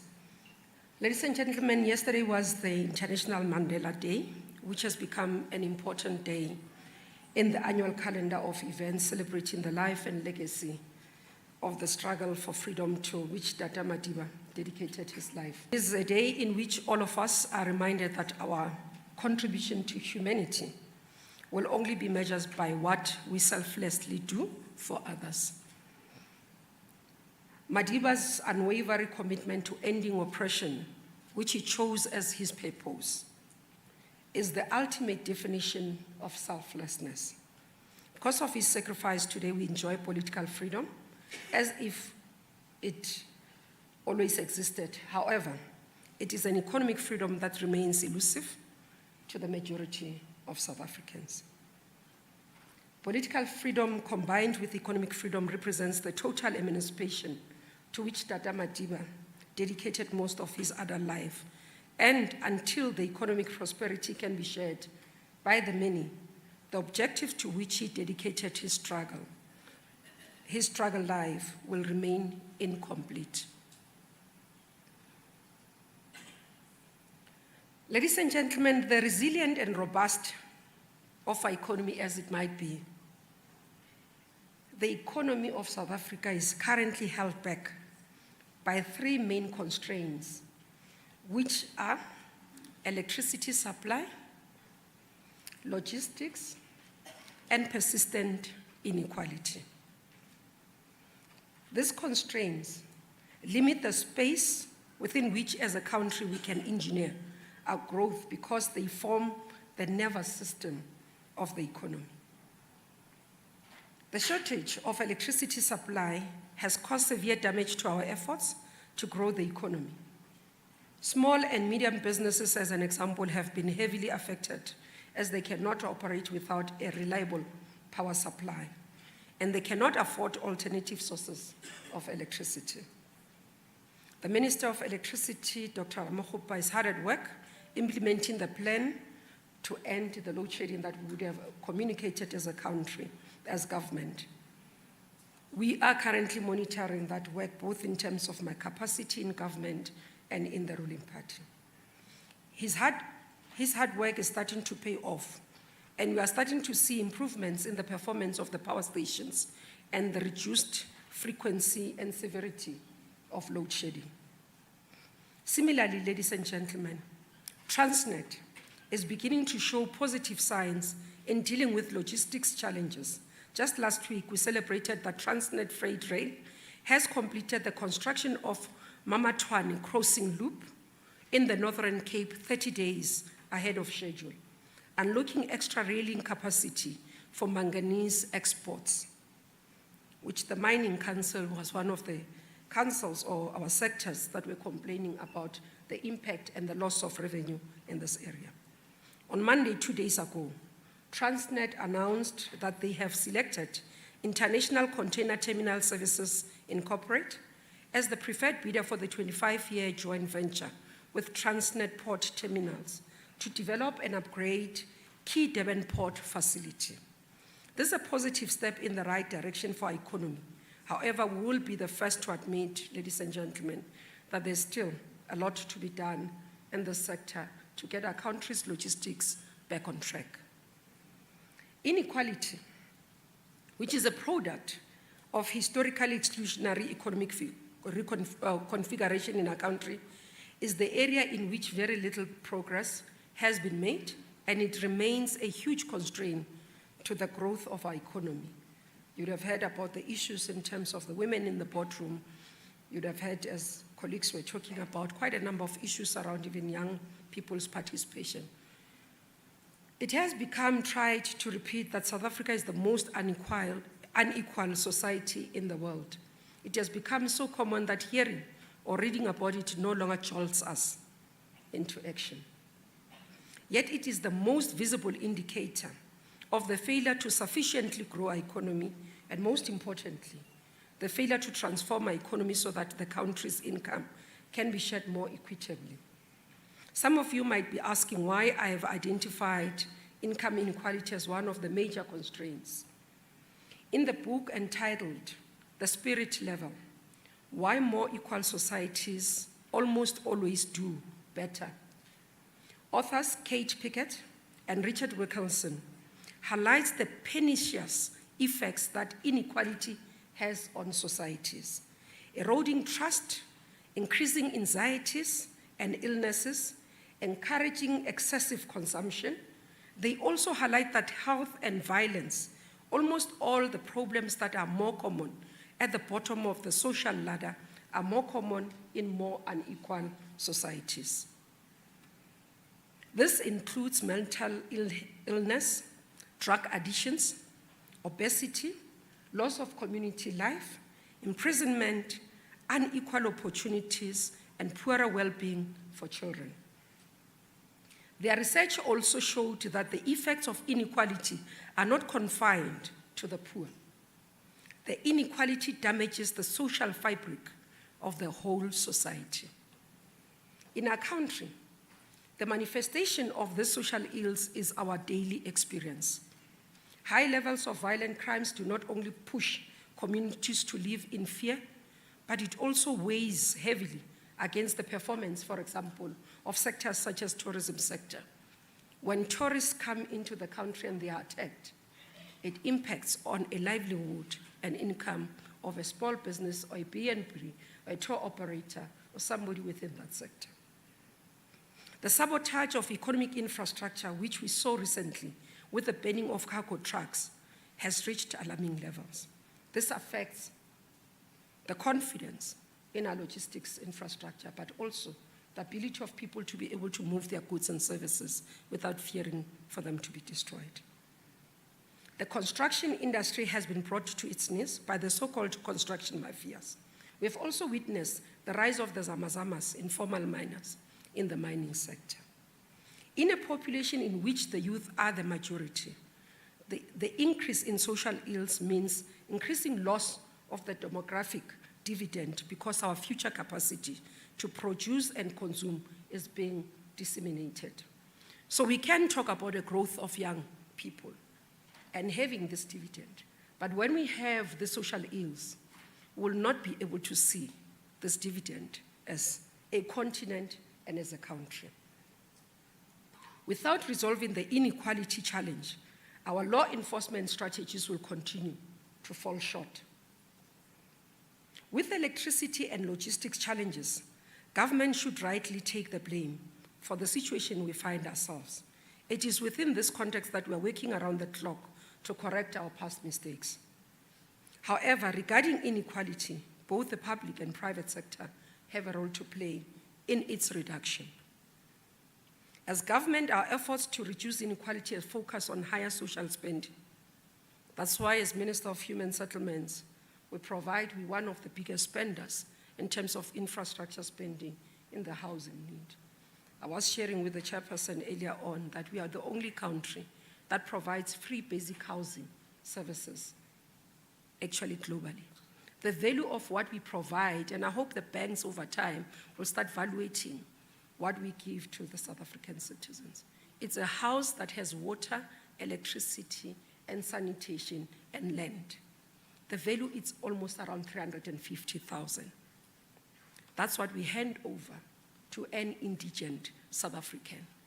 This is an economic tool that is sitting in the hands of the majority of South Africans. And when we are to talk about transformation, these are some of the issues that we've got to change in how we observe what is being provided.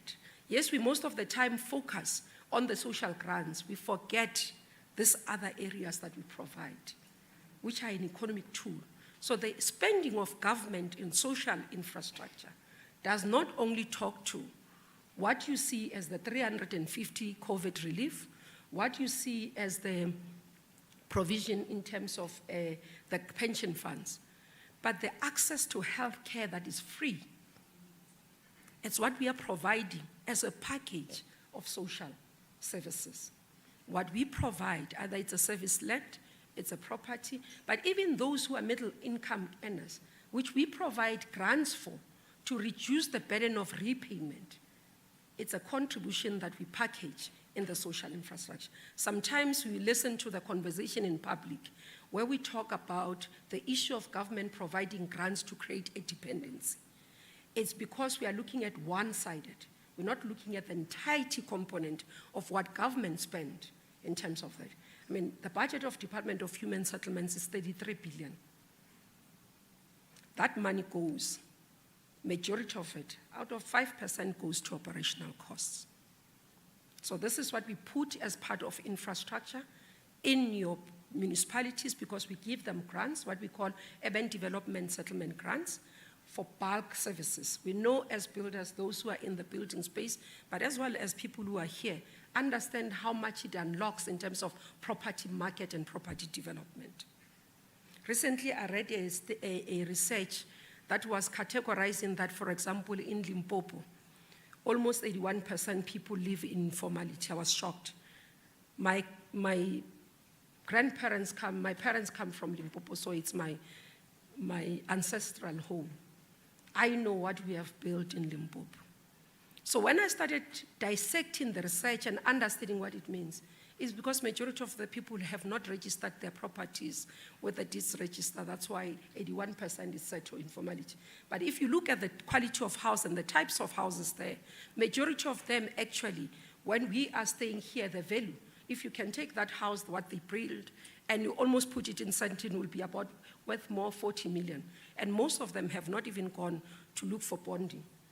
But this is an asset. So the transformation that we talk about is to be able to do things differently. Not only access to financing that we talk about, but even how we evaluate the value of wealth in the hands of the majority. Now, as government, our efforts to reduce inequality are focused on that. And public employment programs that we do, quite a number of these programs have been able to assist us to remove young people off the streets, but help families to put food on the table. Because the issue of high cost of living that we've seen caused by what is happening in the Russia-Ukraine war has exacerbated poverty levels that we are able to see many of the family living below poverty lines. And that's why these interventions, most of the time, are critical. Affirmative action to diversify wealth ownership and promotion of entrepreneurship through empowerment programs.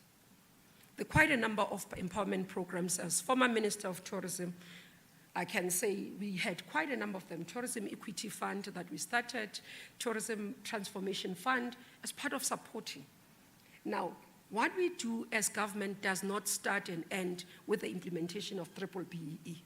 So there are quite a number of programs that we have as government that are available in terms of our contribution for being able to transform the society.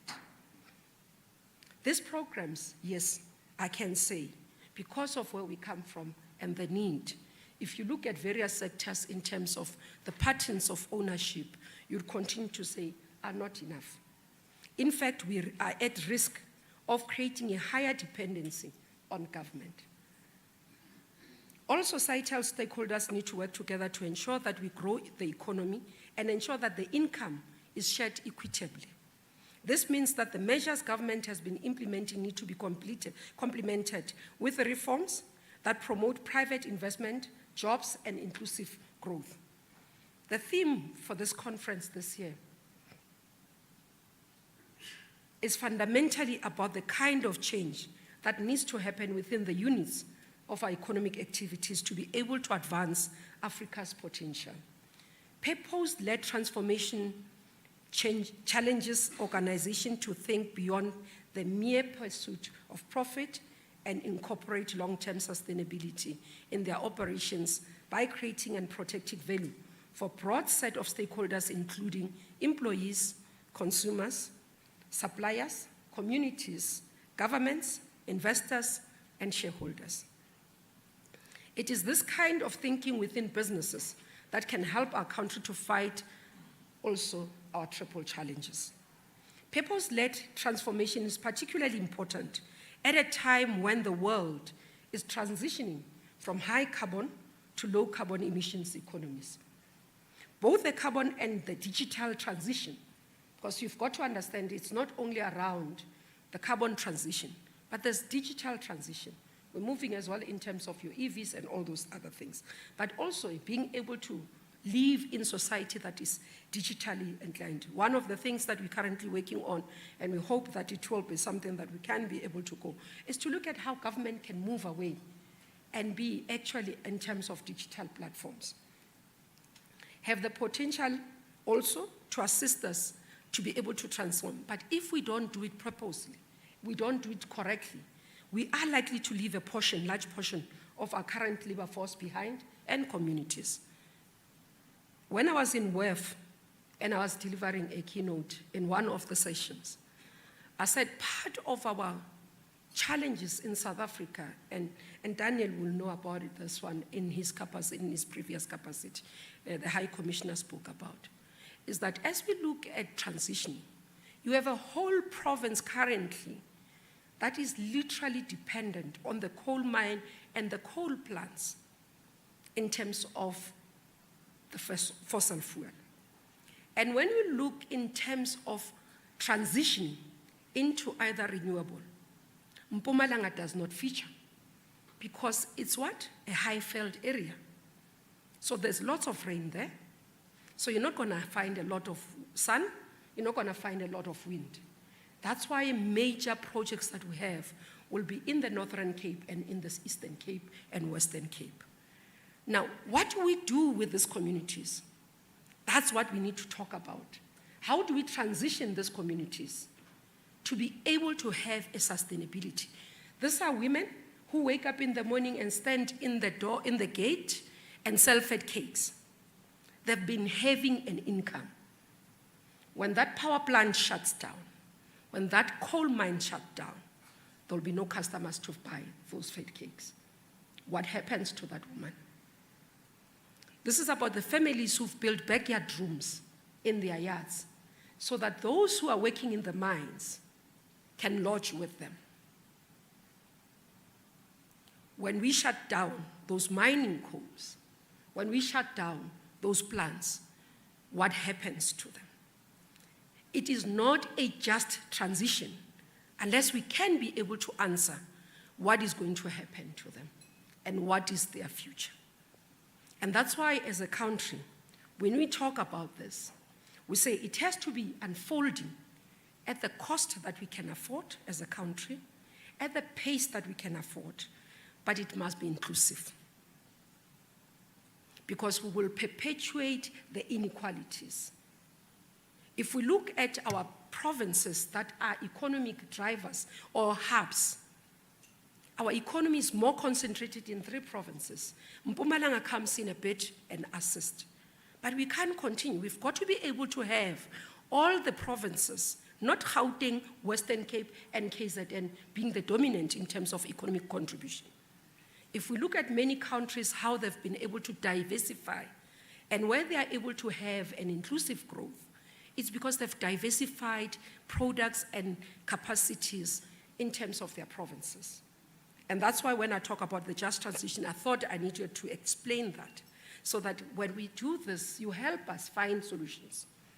You help us be able to say, these are the things that we've got to do, whether it's around reskilling, entrepreneurial support that we've got to be able to provide to these communities so that we do not have a situation where you have some level of instability in Mpumalanga. Now, again, for all of us to be able to do this work, it's only when businesses understand that creation and protection of value for employees and communities is the way that this transition will be accepted as just. And there will not be an opposition to where we are transitioning to. I always make an example that when I was Minister of Energy, I arrived in the portfolio. I found a very good program, which is a nuclear build, which I supported. It was not killed because it was not good in terms of technology.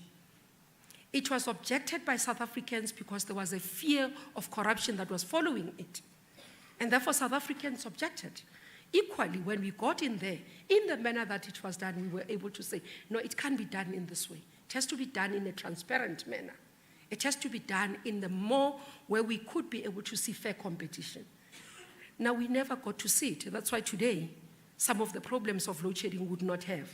So I always argue that when we do things, let's do them in a transparent manner. Let's do them in an equitable manner so that society does not reject them. Because once they reject it, that's where you find that even government then tends to say, we can't proceed because in terms of our democracy, we've got to be able to do public participation. We need support of our population to be able to implement programs. Now, ladies and gentlemen, fundamentally, our economic growth and reconfiguration should be anchored on real transformation and economic imperative which can no longer be deferred. As such, transformation requires that all businesses with viable business plans must have equal access of funding and credit. Black businesses in particular should be given access to financing, without which transformation would not succeed. And I always say when we talk about transformation, ladies and gentlemen, it's not a replacement of a white face with a black face. In this country, we've taken a position that we are building a non-racial society. All of us have a role to play. It's not the displacement of white businesses. It's not the displacement of a white man. It's that let's participate, all of us, in this country, in our economy equally. That's what we are talking about.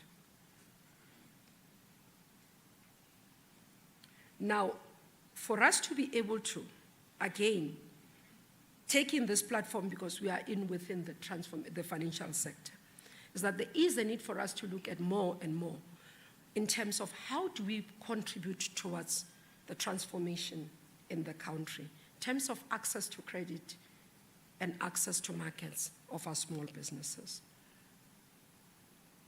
I was in Kenya and I was interacting with some of the people who are in the informal sector. And because they do not have this free basic housing that we provide. So I wanted to understand how do they afford. And I interacted with many of them. And when we look in the creativity of what the M-Pesa has been able to do, where even informal traders are able to trade and they utilize this financial access in terms of this platform, and they utilize that as part of gaining points and gaining money, but they're able to also have access to housing opportunities. And this is what we've got to be able to think. We've got huge capacity of an informal sector in the country. But we've got to think creatively, how do we give them access to the financial sector? In that way, we are helping to reduce inequality, but transforming our economy. To be a small and open economy means that South African economic conditions have high sensitivity to global economic developments. In recent times, we've seen how global developments such as oil and fertilizer prices precipitated the rise in cost of living and inflation in our country, where people are now angry with the Reserve Bank governor.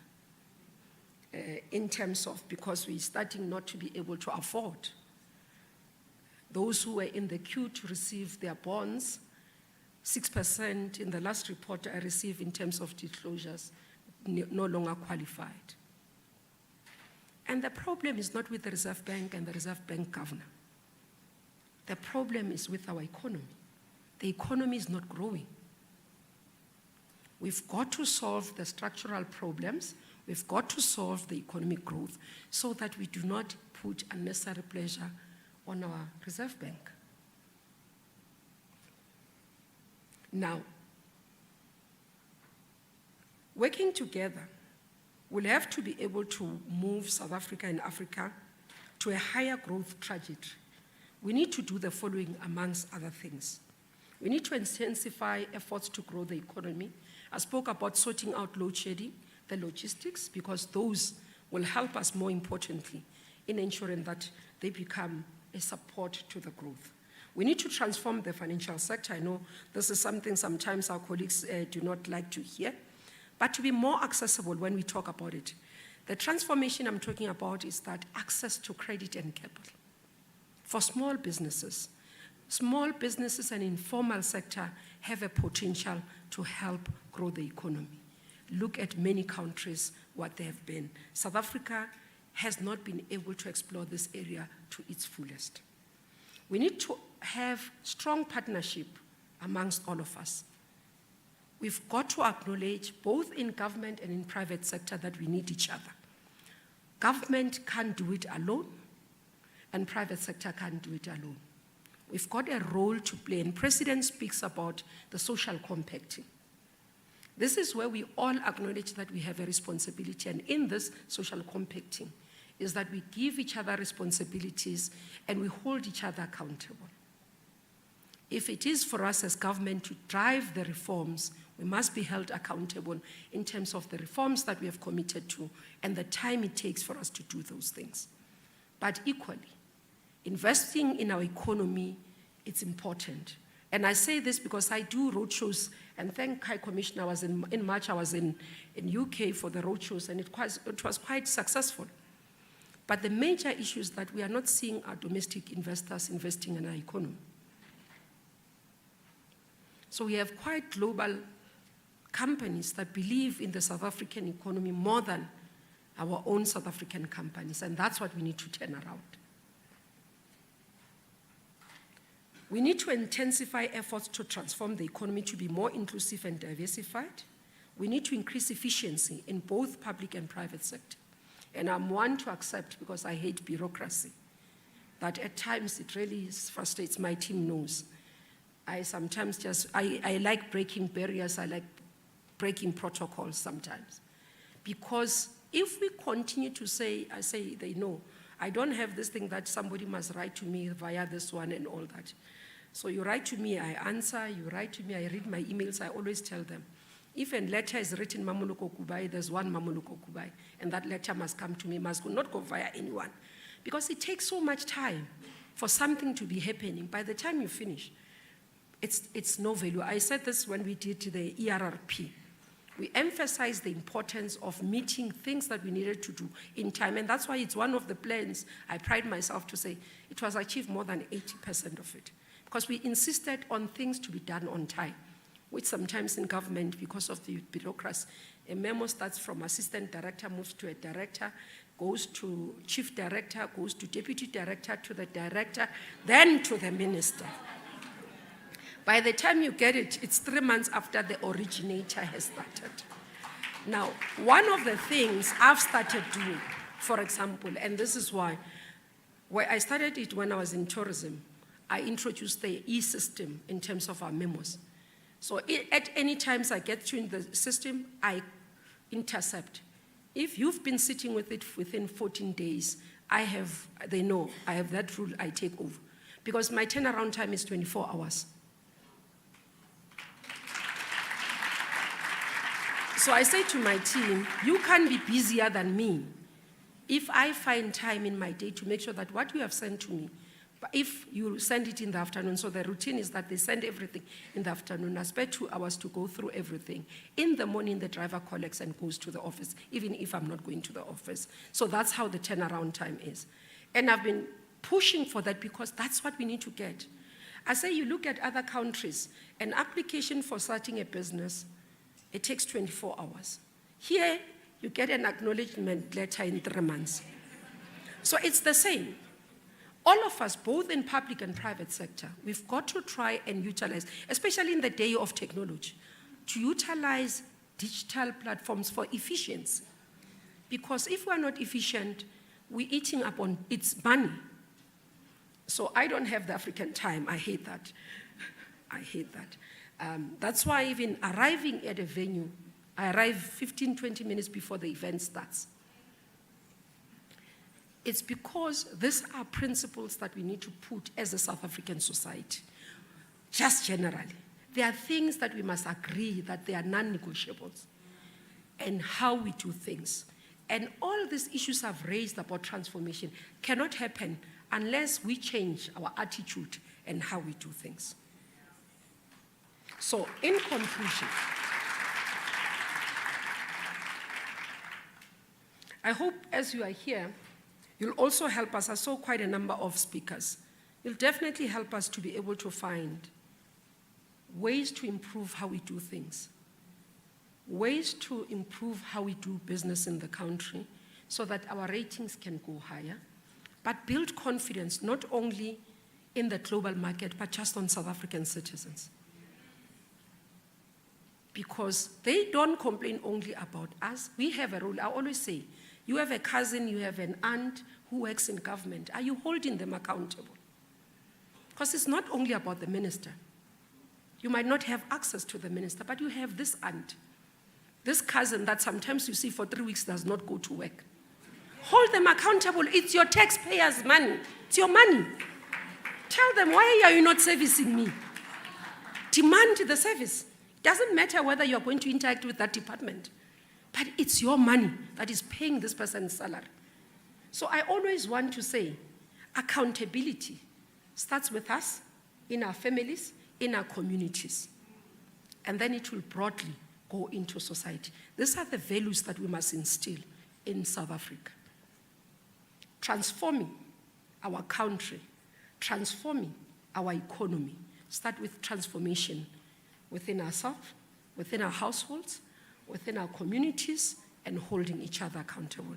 I wish you all the best with this conference.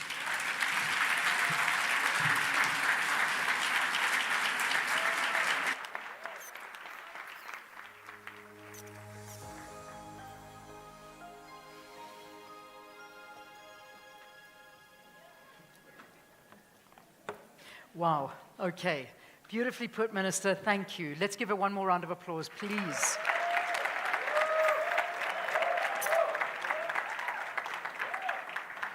Yeah, so, you know, it is so important to listen to the passion and the way you spoke. You know, it is so important that, you know, we need to know that we do have brilliant leaders, but it's what happens from the top that must filter down. That's the reality. Minister, thank you. And thank you and I can vouch for the fact that she got here early. She was ready for us before we were ready for her. So that is something that you really do have to respect.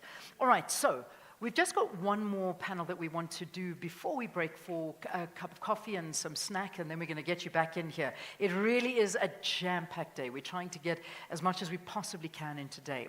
So the conversation that we're going to have now is the legacy and impact of broad-based Black economic empowerment.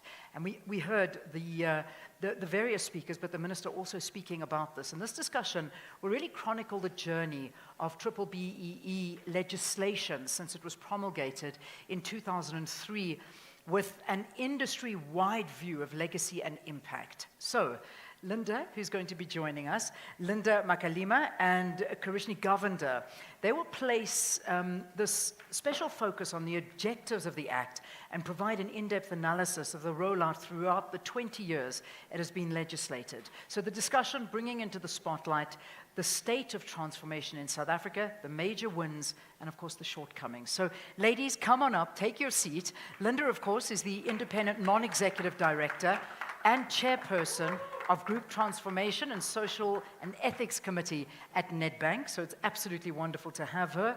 And then, of course, Karishni Govender, she's the Executive Head of Transformation and Strategy with the Nedbank Group. All right, ladies, so nice to have you. I'm going to try and steal this chair because this one tends to block me. Shall I sit here? Let me even closer. Let me come closer. Okay.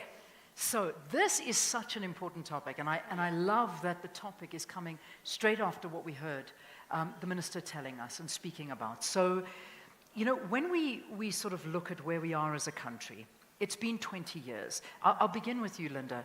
It's been 20 years since BBBEE Act was promulgated.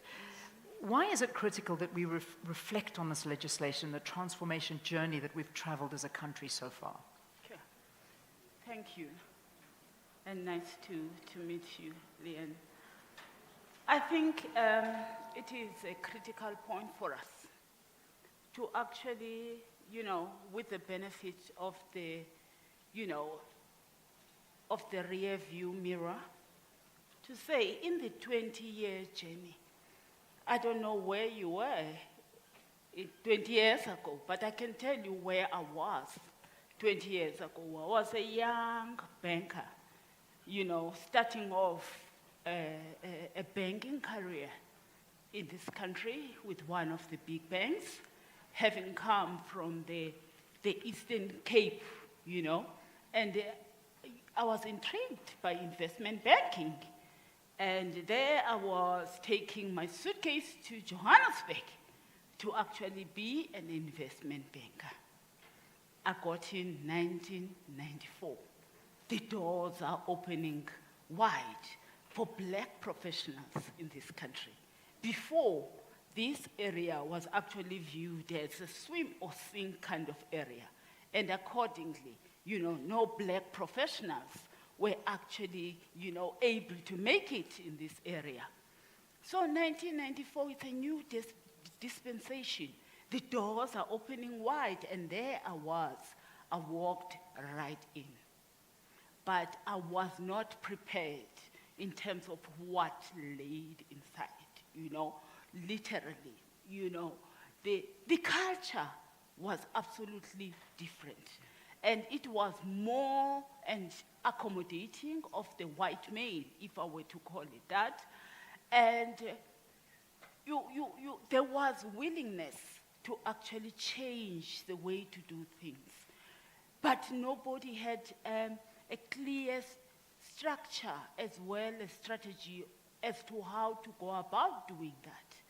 Hence, when in 2003, the Act was promulgated, all of a sudden there was a framework. All of a sudden there were key deliverables that you can pinpoint and say, you have to do it this way. And I benefited greatly from that as a young banker, because even when it comes to transformation itself within the banking platform, there was articulation in terms of senior management, black professionals, and all of that. And this actually, I would say, injected some life into my career as a banker in this country.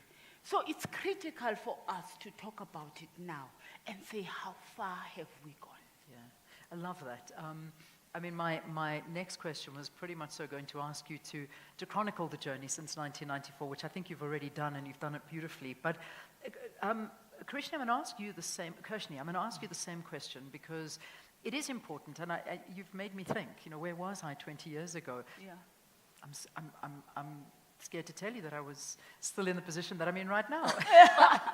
So it was 20 years ago, next year, that I actually started on Morning Live, and that was a very big moment for me. So, yeah. It's a long time. It's been a very long, hard journey, but it's been a beautiful journey to watch and see how things have changed, some things for the best, some things for the bad. Yeah. And that's where I want to bring you in. That journey from from the 20-year journey, what have you seen? With relation to Triple BEE, there have been the ups, there have been huge downs, but perhaps from your side. Yeah, so I think perhaps, Leanne, just a reflection. In 2003, where was South Africa? So the one thing that I really remembered was Cape Town hosting the ICC for the first time. And for cricket fans, they would have been quite upset because South Africa was rained out. And Australia, in fact, won the tournament after beating India. Yeah, typical. So that was quite interesting. But also in 2003, we had GDP growth of almost 3%. Prior to that, there were 10 quarters of GDP growth as we got to 2002. But our prime interest rates were 17%. Wow. There were about 15 protests per day. But don't be alarmed by that, because by 2014, there were about 500 protests in Gauteng alone between January and February. Just giving you a sense of the mood of the country. Yeah. But at the same time, in President Mbeki's Sona, he basically said that we as a country are going to promulgate an enabling act called BEE, which will then enhance economic participation in order for all of us to have collective prosperity as a nation. So that was quite significant for me as I was reflecting, because in 2003, when I then think about myself and my own journey, I actually, so don't be alarmed by the 20 years, resigned from the JSE after working there for 5 years to join Nedbank. So I'm actually been in this 20 position. years at Nedbank, Yeah. but I've been in 5 different positions, 2 in group business innovation, 1 in group strategy, 2 in group marketing, and now obviously transformation and BEE. But having said that, one of the things that keeps me in the organization is the learning and development that I've been able to go through. So in 2003, it was a senior management development program. In 2006, it was the first ever Bank CETA women's development program, but we had an international learning experience to China. In 2010, it was a GIBS executive development program. In 2012, it was INSEAD with the international marketing program. And then later on, I completed my master's in behavioral change and coaching. But through the 20-year journey, I had 11 different managers, including caretakers of the position. But what was significant about that is I was able to interact with great minds. At a very young age, I was able to interact with the board, with the chairman, et cetera, et cetera. So I was obviously not in this role for the 20 years. But when I did step into this role, suffice to say, day one was already a learning journey for me. Because the only thing I knew about BBBEE at the time is what it stood for. So when earlier on the High Commissioner talked about ease, in all this time, I can't really remember ease and BEE being in the same sentence. There's a lot of complexity. I mean, if one looks at the code itself, it's like 150 pages of legislation, 67 lines of formula, 9 different elements, all of this culminating into one level. Wow. So I'm just sharing the complexity because to answer your question about the journey itself. So in the early days, yes, there was obviously the right sentiment to enact BEE. So you will find there were a lot of deals, that were done, and these were voluntarily done as well. And then as you progress past 2003, you will find that in the next 10 years, you will find that the picture starts to change. But also, transformation and growth are positively correlated. So you then have to look at the shape of the economy as well. So as the guard changed in 2007, and we all know the story, so too did corruption increase. So too did our GDP get stripped out. And therefore, our ability to also implement certain BEE solutions also declined. So I'll just pause there and Fascinating. hand back to you. It's actually fascinating when you do that juxtaposition between where we were and where we are now. We lament our situation, and yet when you look back, it's actually we've done pretty well. I mean, what do you think? Linda? I'm with you on that one. I mean, thinking as a young black banker at that time, who can forget the Jonix? Who can forget the Real Africas, the listing of the WIPOs, the telecom IPOs, where literally shares were being transferred into black hands? There was a lot that was happening, and there was willingness to actually embrace the positivity in the country at that stage. These deals were happening, a lot.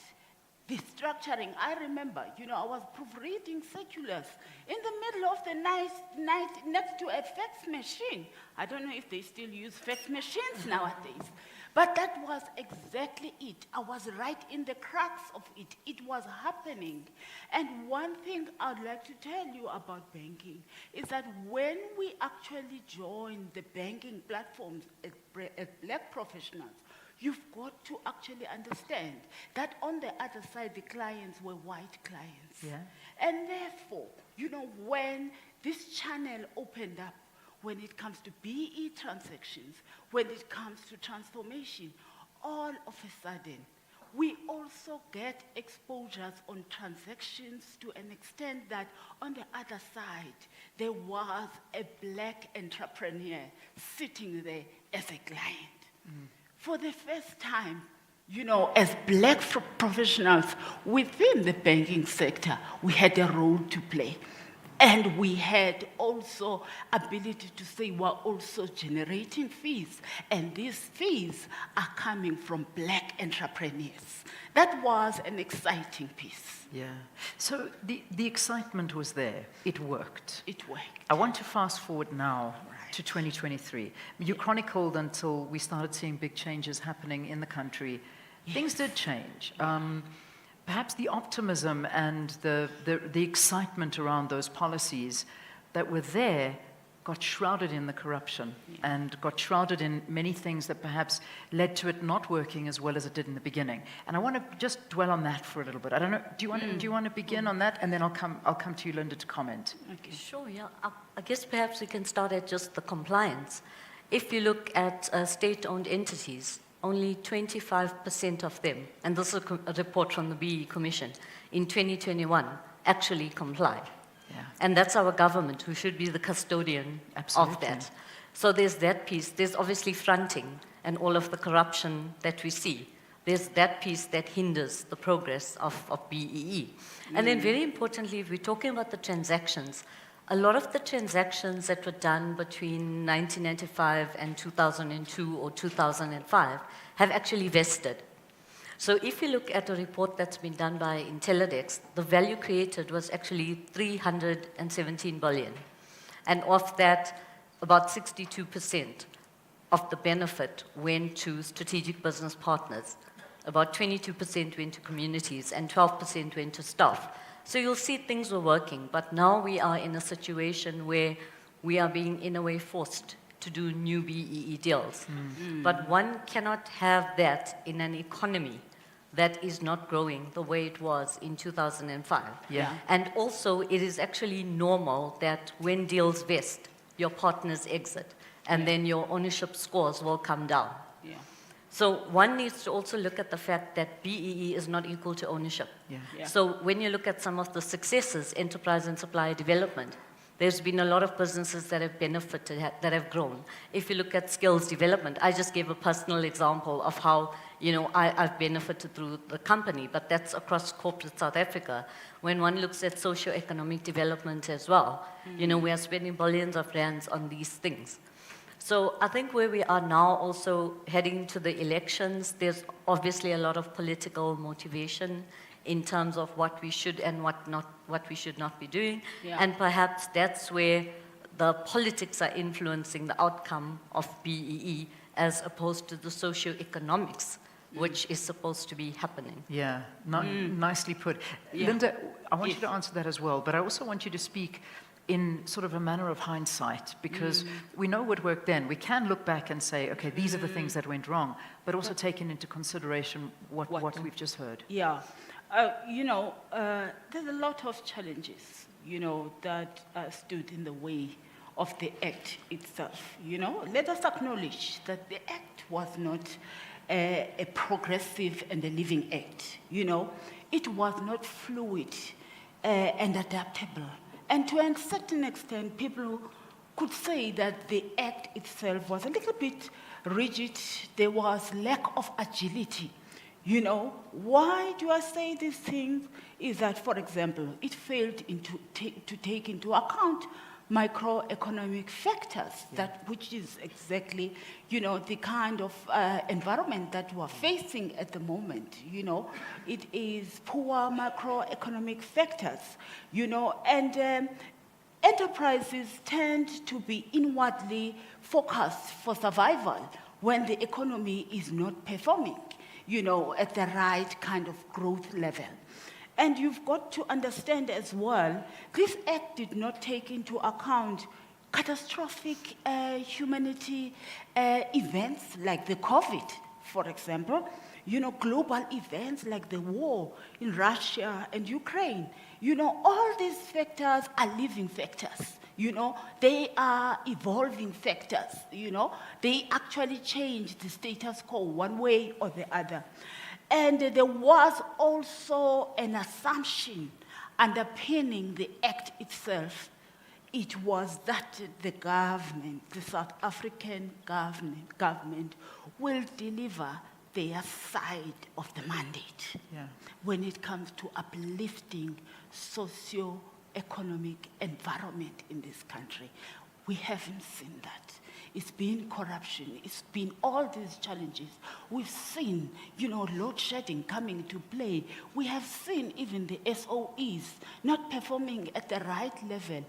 All these issues all of a sudden took away from the goodness that actually came from the act, because there was pure intentions when the act was actually put together. But these challenges are taking away some of the good that came out of it, because there was indeed momentum. Right now we're seeing and we're looking at it as if we're trading at a discount. You speak, and I keep, and the whole time I'm keeping thinking. Just yesterday was in Mthatha, and that's obviously your home province, and you come from there, and there is so much rich history and so much beauty when you look at the areas there, Mthatha, the home of Madiba, Qunu, and I look around, and I looked around, and my heart, it broke silently inside of me, thinking, we got to do better than this. We have to do better than this. Absolutely.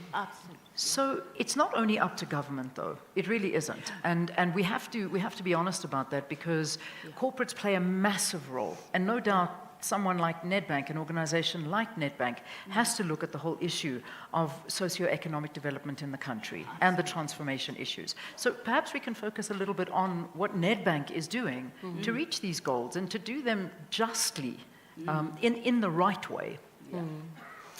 Yes, so I think, Leanne, the first thing is Nedbank's journey preceded promulgation of the BEE Act. So in 2002, the bank was making a loss. So the business of Nedbank needed to change.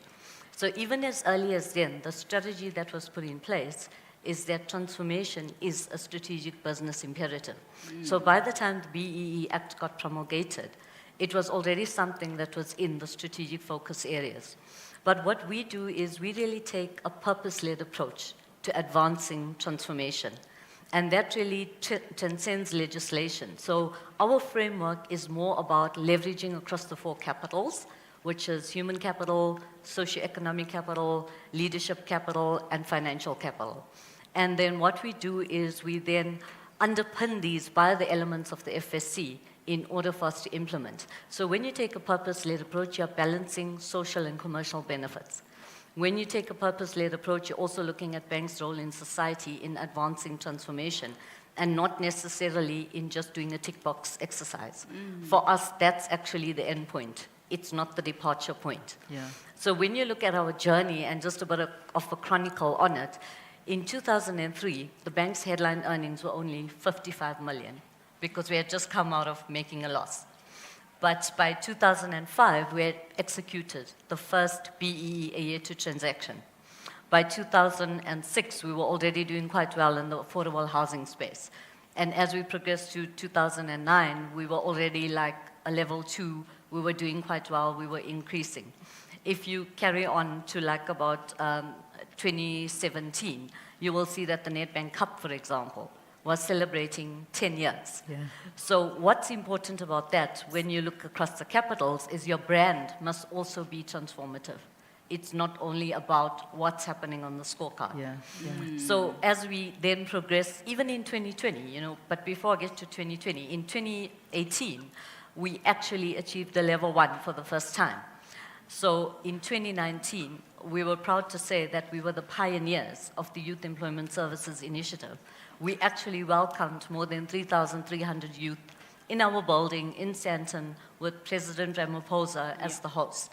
And that was just amazing. And that was not just an event, because to date, we've supported more than 7,000 Black unemployed youth with work opportunities. And if you look at the year's program in totality, they reached 100,000 this year. And they've plowed back about 6 billion into the economy. Definitely. So, and Nedbank, yes. as one of the biggest, sponsors in financial services and banking for that. And mind you, Leanne, in 2019, that did not give us any BEE points. Wow. We were already a level 1 company. Amazing. So it's giving you a sense of when your purpose is driving your objectives, the profits will follow. I mean, we're now a business of 11 billion headline earnings. Yeah. So, yeah, it's quite a significant It's a great journey. story to Yes, tell. It really is. Yeah.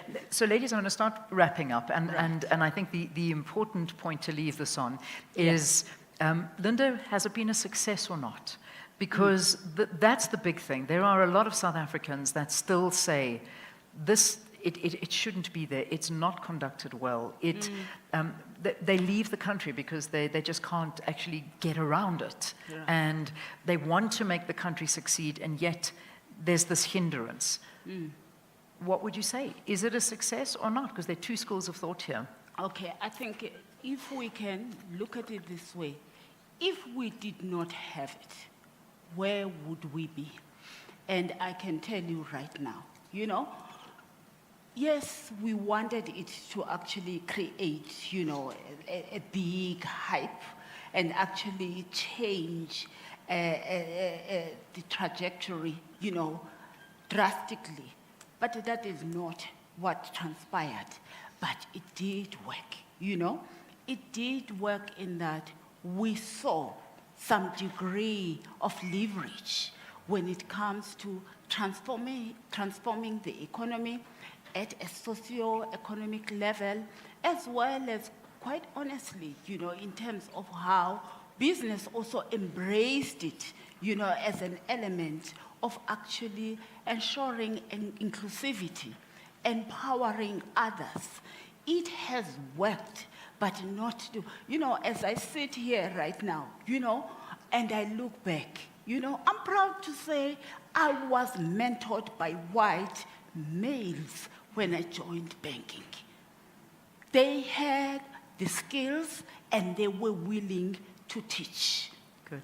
At an individual level, if I go down to that level to say, how has my own life changed because of this particular act, I can tell you right now, I really had a fulfilling journey as a banker in this country.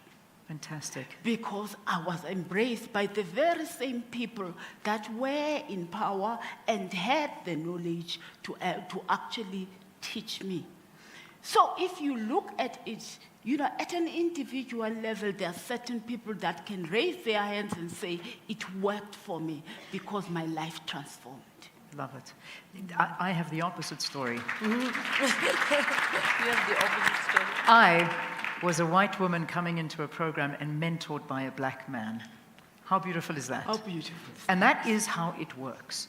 I think at the end of the day is that it is imparting that knowledge. You can't hold on to it. You need to impart it. You need to empower those around you. Yes. But genuinely do it. Not do it because you're getting something in your back pocket or it's affronting or exactly what you said. It's something that you need to feel from the bottom of your heart. Absolutely. That you want to help and make change. And do it for the better of the country. It's a huge thing. Yeah. Wrap it for us. So your final words. Yeah, so I think all I'll say is empowerment must be a choice. Yeah. It cannot be enforced. It cannot be entitled. We're 20 years down the line. If you're still waiting for the carrot and stick, then we all have a problem. Yeah. So I'll just leave it there. Linda, final word? Final word, what I would encourage businesses is to actually make transformation at the core of their business strategies. It creates relevance. It creates mileage when it comes to growing businesses. Let's just do it. Let us not wait for the government to tell us how to do these things. Put it as the core of your strategy as a business. You will see change. Ladies, thank you. I really loved that talk. I thought it was absolutely fantastic. Thank you for being with us. So Two announcements that I need to make. So once the speakers are finished, which is you ladies as well, please take your mics back to the sound desk. And then also, once you've spoken, you go to the media wall, and we'll do some interviews there at the media wall. And that goes for all of our previous speakers as well. And those that are coming up after the break, please make your way as well to go and get mic'd up. We're going to break for about 15 minutes. We're running very late at the moment. So 15-minute break, get yourself coffee, snacks, and get back here. We're going to be starting at... Leanne, sorry, yes. Leanne. Just one more announcement before we go for a break. Can we just please allow our Honourable Minister and CEO and COO to exit first, and then after that we'll follow suit. Excellent. Thank you. See you all in 15 minutes. Thanks, ladies. That was so nice. That was so nice.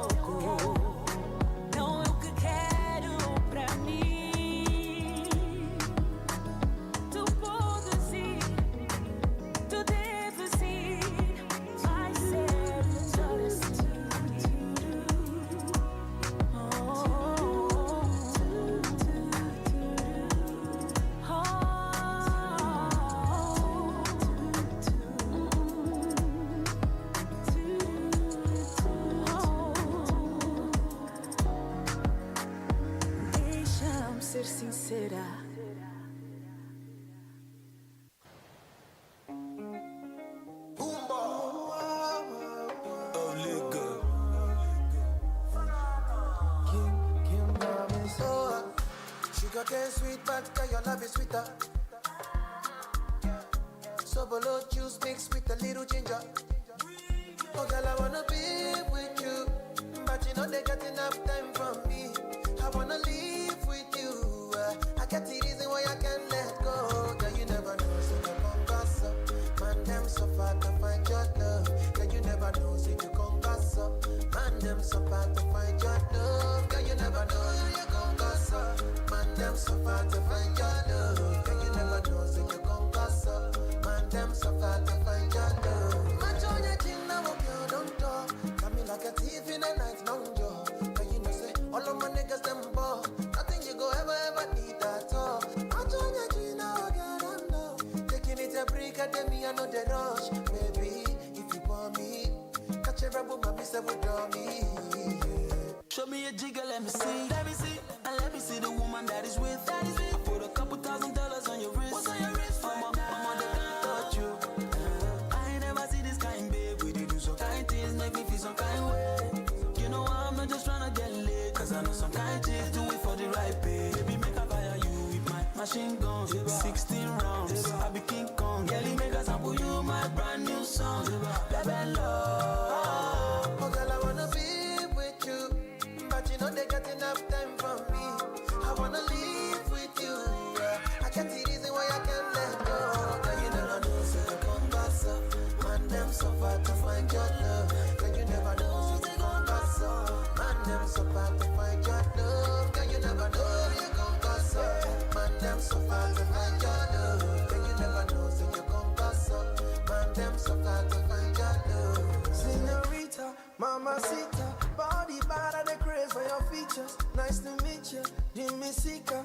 Only wanna deceive on my future. Oh, I wanna teach your body a thing or two. If you know the things we do, this love ain't no be joke, no April Fool. Yeah, girls from my boy, you mean second. 5-star boomba, nyatobe. Kaba kaba miaka tamina mobe. Oh my, I need my boss, my mama. All of my guys are thugs, but you know I'm rude though. I mean, if you wanna give it up, I go trap much for your love. All of the guys, they want you, they don't know that I got you. And they never been what we've been through. Cause you're my obsession. When I put you in a right spirit, shawty come and ride in my backseat. Would you tell me what you want, what you fancy?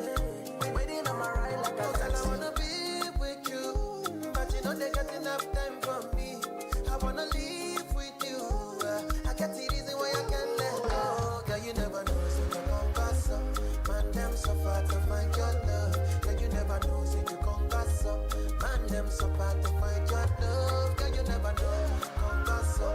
Man, them so far to find your love. Girl, you never know, so you come pass up. Man, them so far to find your love.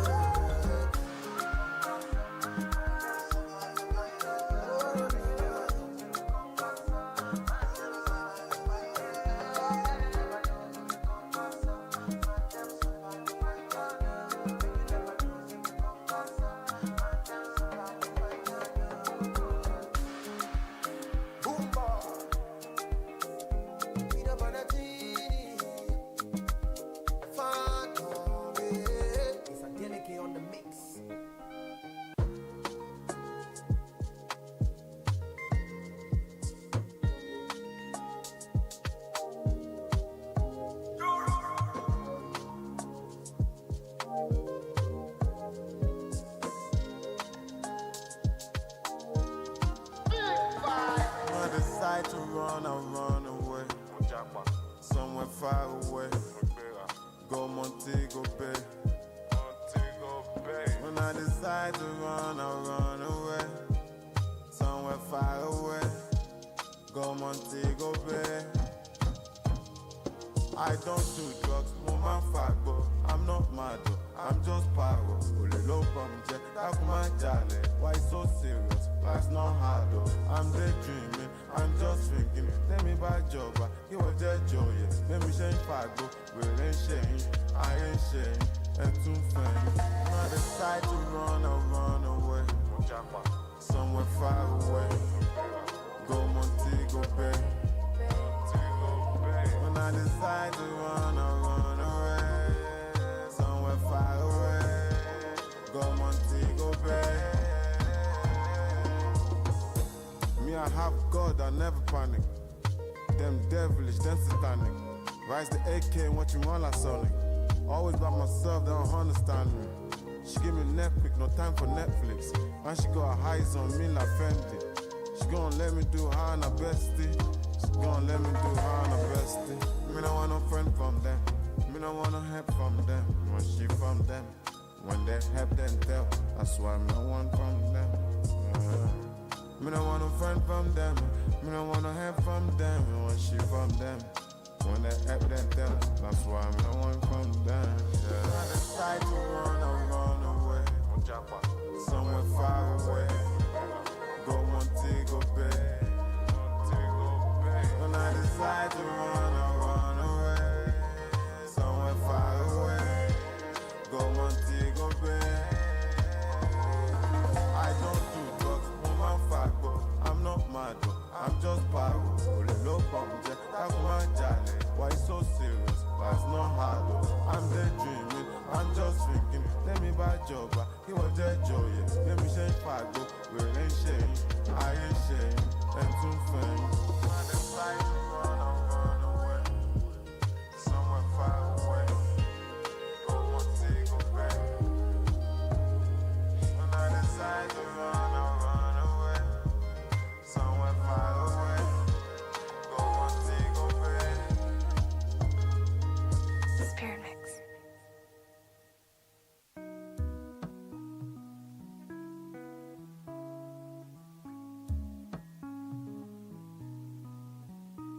You light my fire, a burning fire.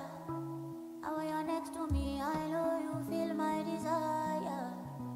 You spark my wire, my naked wire. I'm drowning in the depths of my desire. Do-re-mi, it's the story of you and me. We're moving in harmony, baby, you know release me. The language of my body, you speak it so fluently. You kiss me, I know if you breathe. I want more of you. Why, rendezvous after wish, the things that you do to me, they bust my brain, oh. See, I follow believe, if not before you and me, yeah. I see they told me, no feet just plain, oh. Cause you light my fire, my burning fire. And when you're next to me, I know you feel my desire. You spark my wire, my naked wire. Drowning in the depths of my desire. Me no need to shalaye, but she bet me trabaye. The way you do your romancing, don't leave me wanting joy like oh. And when you tease, yeah, you tease me, you know I want more. Baby, you promise me, say you please me till I want more. Why, rendezvous after wish, the things that you do to me, they bust my brain, oh. See, I follow believe, if not before you and me, yeah. I see they told me, no feet just plain, oh. Cause you light my fire, my burning fire. And when you're next to me, I know you feel my desire. You spark my wire, my naked wire. Drowning in the depths of my desire. Naked wire, pass your current, make it enter. I'll be right here. Love me gently, love me tender. Oh baby, you give me pleasure. Yeah.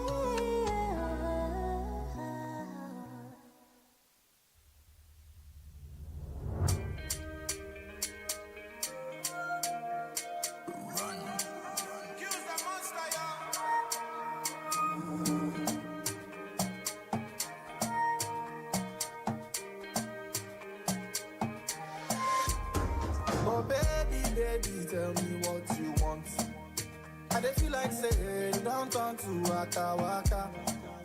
Cause you know they pick my call. Girl, I want to know. Happy you no want to do again. The thing be say I love you, die, I hope you know. But we are sorry, bigele, orekele, wow. Waiting on lost, I go to find them. Come closer to me, make I the kind them. I live a registry. I'ma titrate, you don't get me. And this love is overdose. And my heart it carry overload. Besuma me baby, coma road. You carry overload. Well, if you look into my eyes, oh Baba, you will know just what I like, oh baby. Yes, I feel the way you feel me, other. Ooh, I like the way you let me drive you crazy. I'm not like Amina, boy me I like your stamina. Oh share me, kiri, oh da beauty, you just get pamina. I'm not like Amina, boy me I like your stamina. Oh share me, kiri, oh da beauty, you just get pamina. And this love is overdose, and my heart it carry overload. Dance with me, oh baby, coma road. You carry overload. Baby, long time mina. Long time mina. I love you long time mina. Long time mina. Baby, long time mina. You make me lose stamina mina. Over shame you want to buy mina. Mommy make me work it, drop it till you say what a bum bum. What am I want do when she pop it, lock it like she am a London. Mommy make me work it, drop it till you say what a bum bum. What am I want do when she pop it, lock it like she am a London.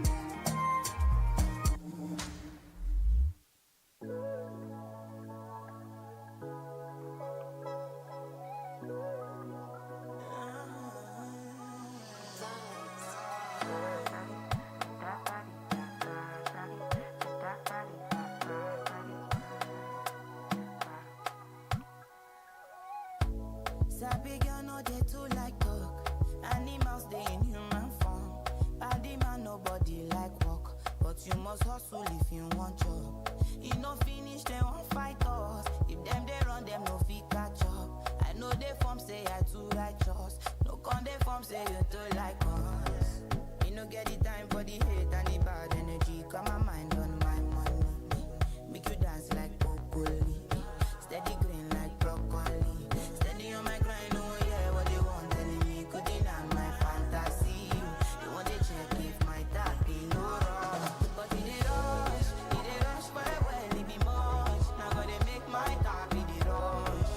The kind money we touch, yeah. It dey rush, well, it be much. No be hype, everybody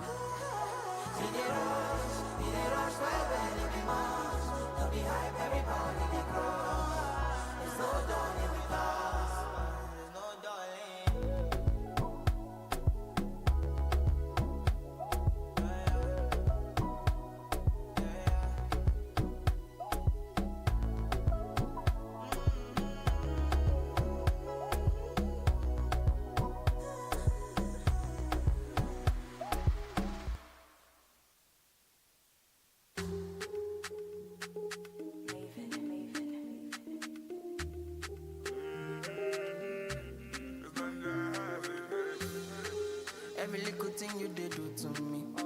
You did sweet to me for body. She your loving fee follow me. Wow, wow, wow, wow. Get your bullet, make her go crazy. I'ma get see you sure for me. Say make her withdraw money. Oh, Roma, no go down good. Make her carry your luggage. I define you for this. For this, I no drugs, I fit to contain. And your body in a baggage. So you know, see, I'm falling for love. Overdose me, love the overdose me. Now you, I want me love you, I think of follow. Overloading, I'll be overloading. Your bank account, money plenty, tell me the amount. No one told me love would taste like this. Got my money in my pocket like this. Bitcoin in my wallet like this. Wisdom in my knowledge like this. Follow God, I know they follow man. For you, I might have to consider trips to LA taking photographs. You sign by me, then it's an autograph. Live to die another day for you, baby. Quit my Casanova ways for you, baby. The only time that you say that you hate me is when I take the last slice of pastry. Now I'm on the run. Loving you till kingdom come, but you drive me crazy. Send someone, still my billboard baby. Man, I'm gonna taxi, they be. I'm all you dey, I mean like by me. I just wanna be there when you need me. Baby, now your matter, I dey read. Sing all day, yeah. Overdose, yeah. Body overdose. I'ma say you carry overload. And you know you bad like commando, yeah. Roma, no go down good. You can carry your luggage. I define you for this. For this, no drugs, I fit to contain. Your body in a baggage. So you know, see, I'm falling for love. Overdose me, love the overdose me. Now you, I want me love you, I think of follow. Overloading, I'll be overloading. Your bank account, money plenty, tell me the amount. If you see her no man, tell him she be the one, no. Cause I know in my heart and my soul. If you do me jeje, me self I could be follow, baby. Oh, if I enter your motor, pim pim pim, pum pum pum. Oh, me I know too like it for my. So now you I want show my mama. Cause I'ma put you in a brand new bima. She go like be my shima.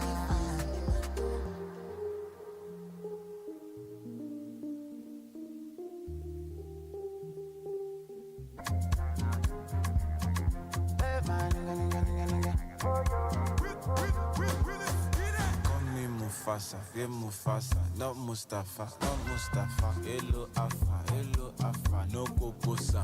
Girl, your body, see now, I shake and we shakala. She say, looking yash, give me good. Papa the roll like a rolling boat. Oh, pussy nene, body to move like do. Hello, I come out to tape, bed kale. Girl, your body is a controller. Girl, your body is a controller. And your body do me down all over.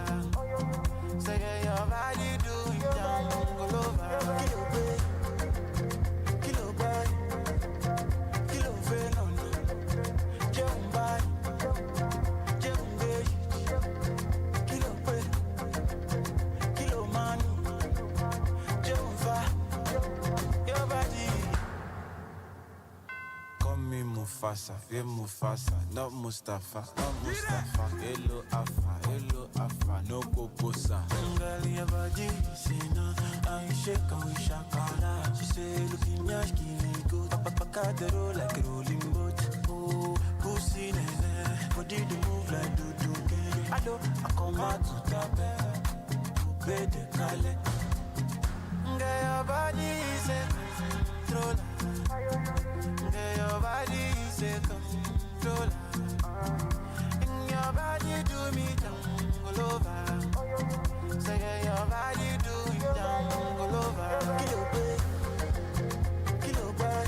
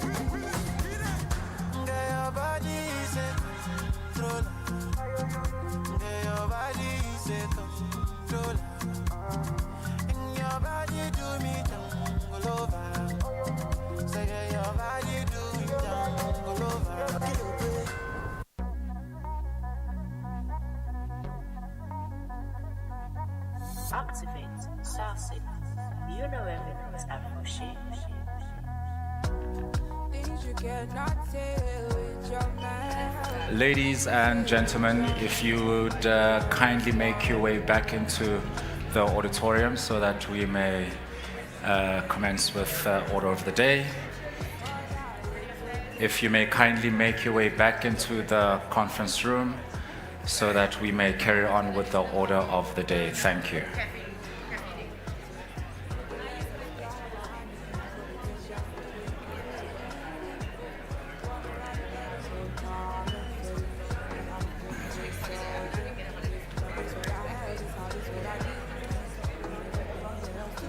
If you may kindly make your way back to your seat into the conference room so that we may commence with the order of the day, please.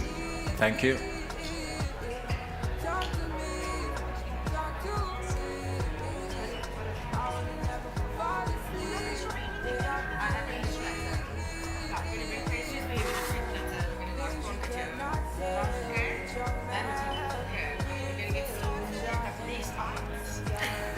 Your mic.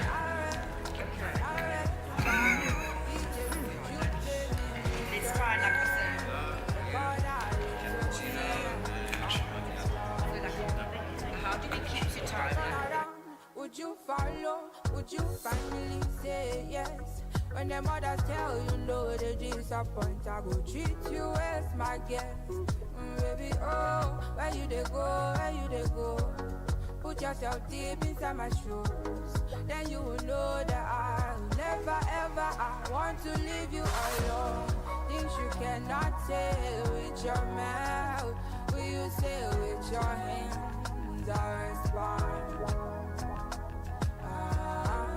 DJ, could you play me, Mr. Man? Record our little dance on the floor.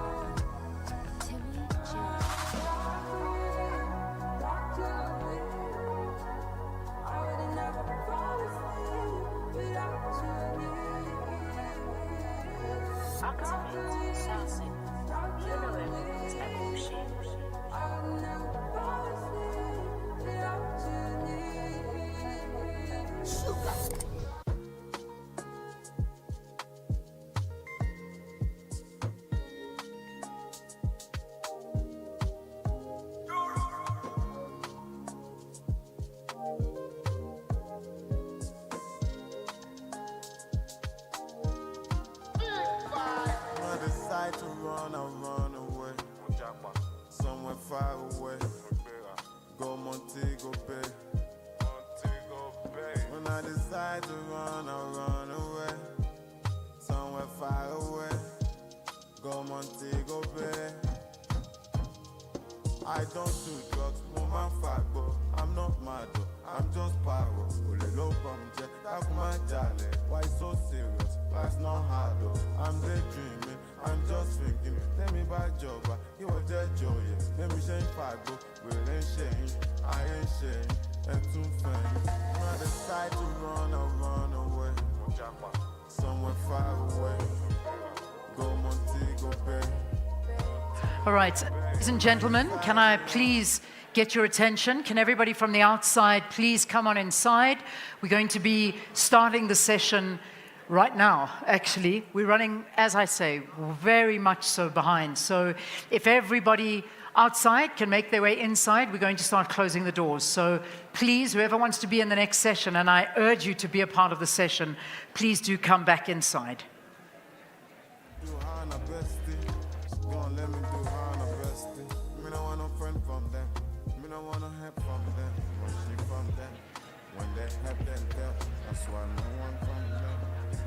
All right, so the next session that we're going to be doing, and this is very much so, we've juggled up the schedule a little bit because we, as I've mentioned, are running very much so over, but we've got 3 of our guests that the bottom line is to get these 3 gentlemen in one room and to be able to have a talk with them to find a gap in their schedule is something phenomenal, and we've managed to do that. So in the interest of time, we're moving them up just slightly from their original time slot, which is meant to be at the end of this session, but the timing is of such that it is working in our favor.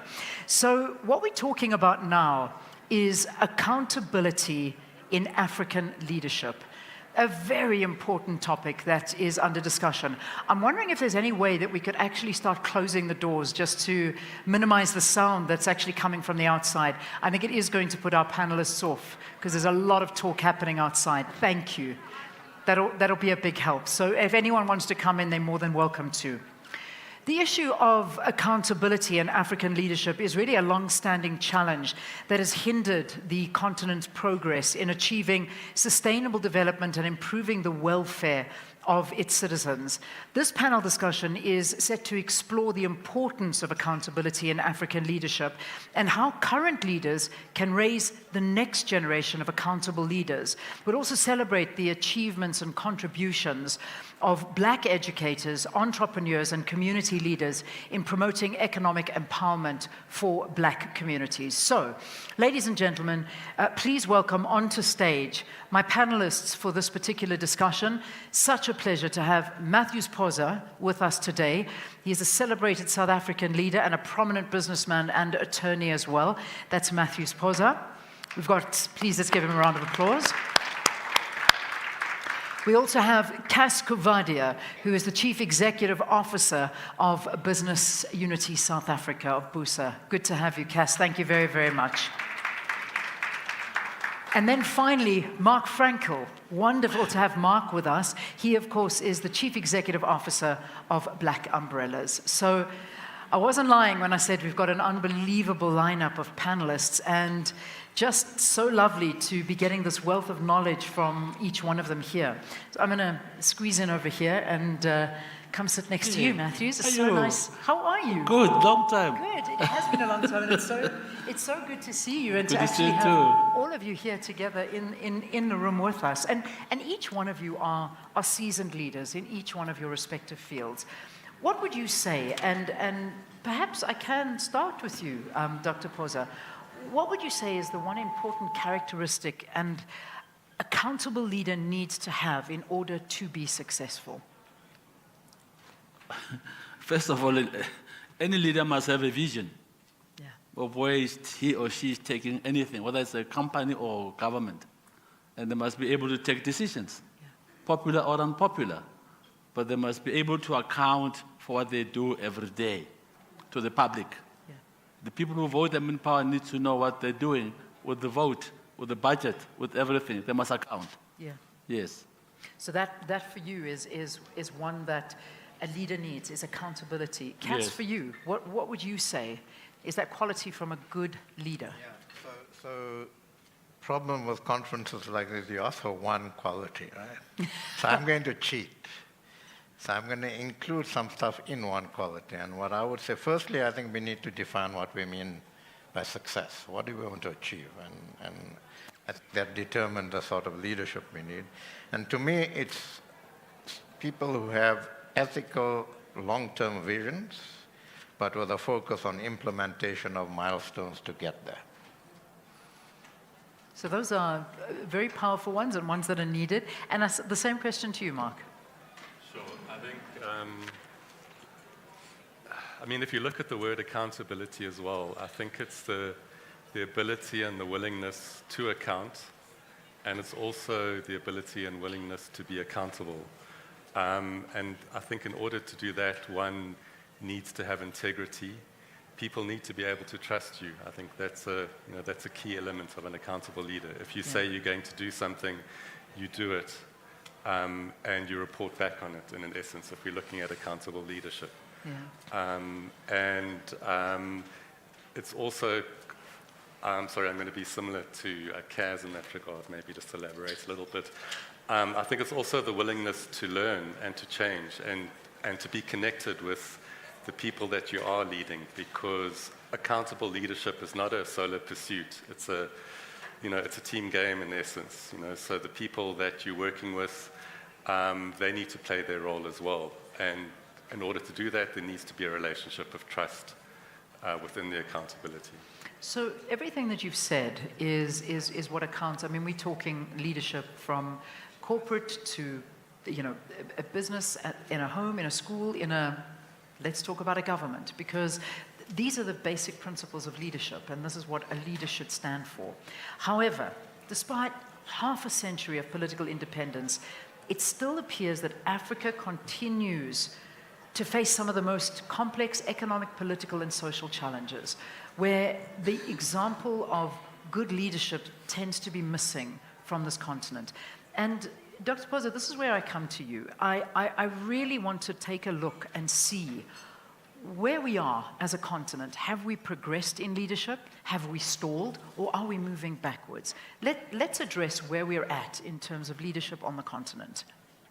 Let me put it in this context. It's 65 years. It's 65 years since Africa has begun to gain independence. Since 1957, when Kwame Nkrumah led Ghana into freedom.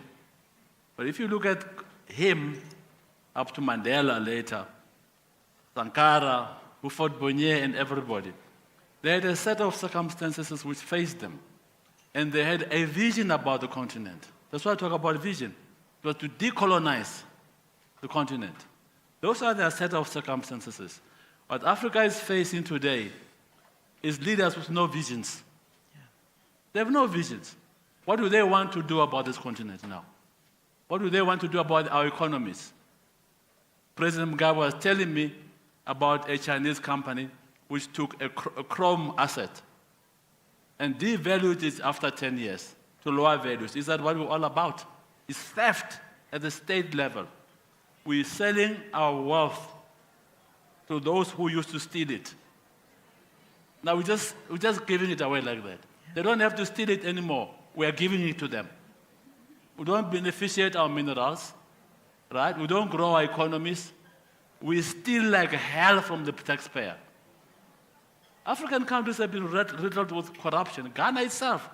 That's why that guy who became president then took the politicians and shot them in the river. He was fed up with corruption. Our own country is throttled by corruption. South Africa is throttled by corruption. Yeah. There's always been at the municipal level unaccountable billions of rand. We must start here at home. We are not accountable. We've got a bunch of thieves ruling us. Strong words. Strong words, and the problem is we see the thievery around us. I mean, I was in the previous panel discussion, I was going to Mthatha yesterday and having a look at the state of where Madiba was born.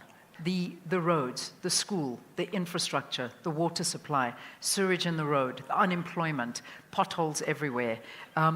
These are the kind of things, and the list goes on and on and on. These are the kind of things you would have hoped would have gotten better in all this time under the leadership that we have now. But instead, it's gotten worse. You know, Leona, they say in many areas in South Africa today, listen to this very carefully. If you drive your car straight, it's because you are drunk. If you zigzag, it's because you are not sober. I know. Yeah, because you must negotiate the potholes. If you drive straight, you are drunk. You have to zigzag. Then you are sober. Yeah. Yeah, but what are we doing? What are we doing to our people with the money that's allocated to municipalities? We should be building roads, right? Houses, making sure there's clean water, not one we see at Hammanskraal. No. Clean water. Making sure that the schools are okay, the hospitals are okay. We're not doing that. But we're not saying there's no money. We're saying there's unaccountable expenditure. Seriously? Where did it go? Did the money fizzle in the air? I mean, how can money fizzle in the air? It went to the pocket of those who are saying we're elected. And we must speak Turkey here and not nest one another. Yeah. You know. And it is important, Cass, and let's bring you into this. I mean, these are harsh truths and harsh realities that we live with every single day.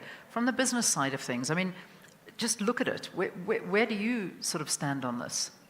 Well, firstly, on African leadership and accountability, I think we need to stop. I mean, whenever I talk to people, or some people, we go back to being colonized, we go back to the history and so on. And that's important. That's important for context. it's not important to use it as an excuse anymore. Okay? That's the first point. Accountability is obviously a critical element, but we also need to be clearer about how we, as a continent, position ourselves on the world stage. We need to understand what our strengths are, our weaknesses are, how we can leverage of our strengths, how we can manage our weaknesses, and not be sort of starry-eyed about the role we can play because we are this continent supposedly with all the opportunities and what we can offer the world. So I think we need to have a discussion about that. Also, let's look at the structures on the continent. I mean, the AU has been totally unsuccessful in addressing the conduct of leadership and holding leaders to account. And I think that one of the reasons for that is that there's a ongoing strong man syndrome. If you look at the leadership on the continent, where are the young leaders? It's the old people who have been there for generations, who, as Matthew says, have become corrupt, have become unaccountable, have destroyed structures for accountability in the country, as we saw during the previous administration here. So we've got to recognize that's where we are, and we've got to start breaking the strongman syndrome. We need to start promoting younger leadership, and we need to ensure that there's consequence management for actions. And with all due respect, the current leadership on the continent and the structures that are supposed to be doing that for the continent are just failing us miserably in that, and we need to hold them to account in some way. Do you want me to come to South Africa? Please. Let's go. Bring it on. Go for it. Okay, so in South Africa, I mean, I'm not going to go through the crises we have. We all know the crises we have. Matthew's talked about some of it. And let's first say that the current administration under President Ramaphosa has gone some way in trying to rebuild institutions to try and the Zondo Commission and so on. But Justice Zondo himself has publicly said that things have gotten worse since the commission report, right? And I've been in discussions on this at various forums, and my question is, why are we surprised? If action was taken the day after the president got the Zondo report, we might have made progress. Yeah. If you get the report and then you do virtually nothing, all you're doing is you're allowing those who have been guilty of malfeasance or who have been allegedly responsible for malfeasance, it's just allowed them time to actually consolidate, to strengthen their networks, and to carry on, essentially.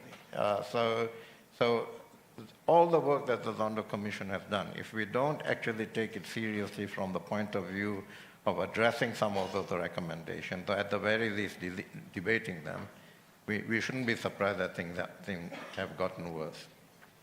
We need to address unethical conduct across society. The problem here is that society has lost a moral compass in South Africa. It's not just government. Government, obviously a critical player, but we need to address unethical practice in some parts of businesses and in broader civil society. The union movement isn't free of this. The religious community isn't free of this. We've lost our moral compass, and we need to understand that. Also, we need to move away from this thing that we often have debates whether business wants to have a strong government or not. Of course we need a strong government, but we need a government that understands its role in the current context. And the bottom line is we have a weak government that's ideologically inclined, that doesn't understand the current situation we are in and doesn't understand the context, the global context in which we work, and we've got to get them to understand that. Yeah. So government needs to lead impartially. We need to begin to ask ourselves some hard questions. Is the alliance between the majority party and the union movement and others still relevant? What does it do to the ability of government to actually work impartially?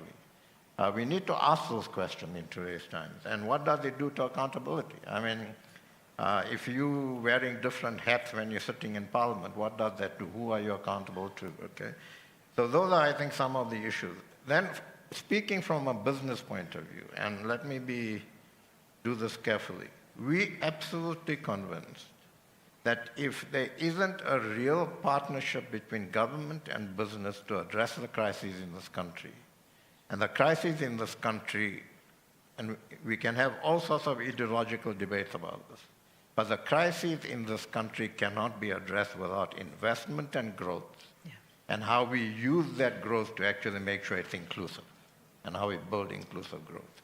Whether we like it or not, the way things have unfolded, the capacity and resources sit in business. And business could say, well, it's not our problem.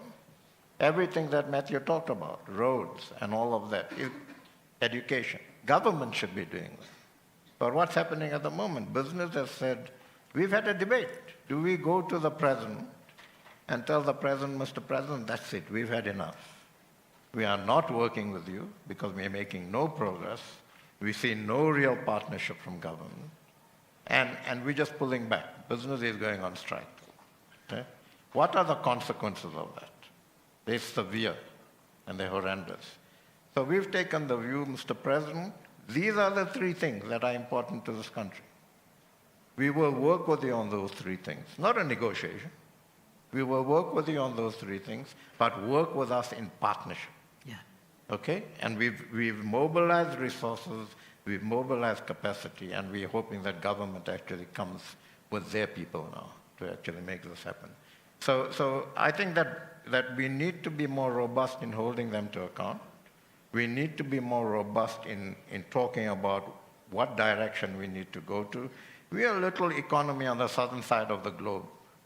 We must stop thinking that we can change the world economic form. We can't. We need to see how we work within that and leverage of that and structure it to benefit us and how we address the crisis we have. So it's those sorts of discussions that need to be had. Certainly business is involved in those discussions, and we're not saying partner with business to the exclusion of others. Government must talk to whoever they want to talk to. But by God, don't get into interminable wheel-spinning consultation and take no decisions. Yeah. Talk to us, talk to labor, talk to whoever you want. If you want to bring us together on a particular issue, bring us together. If we agree, that's great. If we don't agree, take decisions and give some direction. And until we get to that sort of a stage, we're not going to progress. Just feels like we've been... And decisions mean holding accountability. Absolutely, but it feels like we've been speaking about this for so long, since I can remember. We've been having the same conversation. We thought